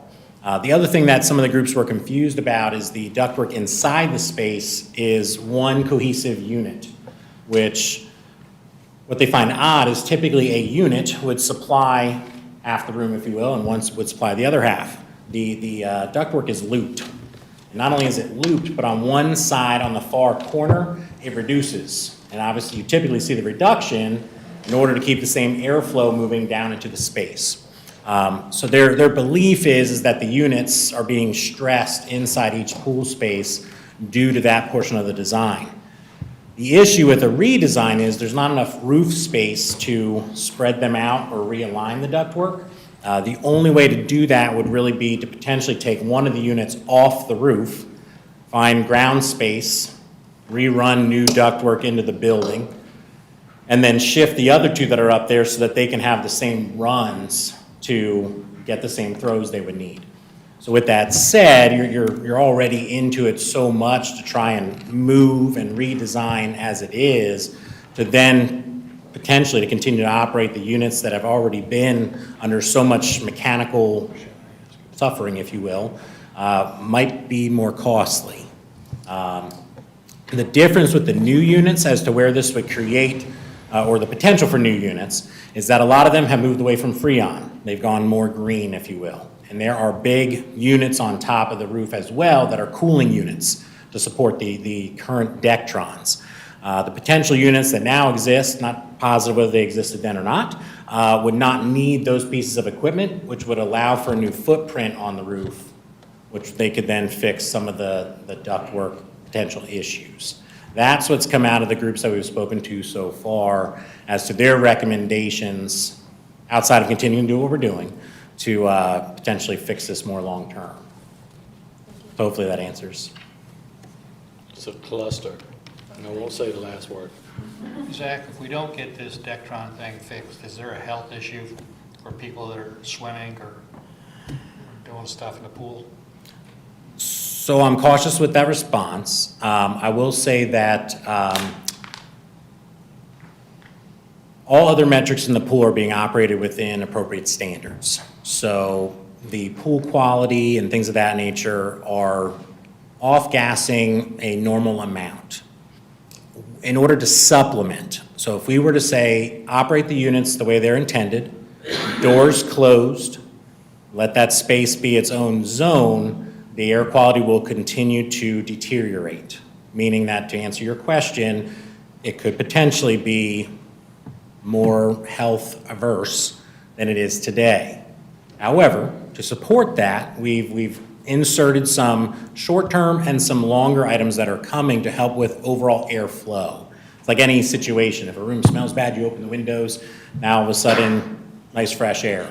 So we are currently operating with the majority of the ground level doors open. We've have multiple fans operating on that pool deck to continue to not only try to help cool the space, but to clear out some of the chloramines and some of those things that are off-gas by the pool. And we are also planning on getting some overhead fans installed to try and support that as well. There's two issues with that. One, there's potential that will continue to cause strain on the units because they are fighting with the energy consumption of non-conditioned air. So in the winter, it's cold air coming in, and obviously summer, it's hot air that it's trying to compete with. Two, that is a strategic initiative that we're working through with the health department because that's not how they like to operate pools with doors open. So that's something else that we are working through as the months and years have gone by. So hopefully that answers your question. I know it's not necessarily as direct. I will say that the pool space is healthy to operate in with those extra factors that we've continued to add on and improve upon to bring more and more fresh air into the space. Thank you. I think ultimately it's going to be important that this board figure out the solution and help find the funding to fix the Dectron units. The Dectron units have been a burden. They have not worked right for years now. It sounds like the way they were installed. It's what it sounds like to me as well. And whether we like it or not, that expense does land on this board's shoulders.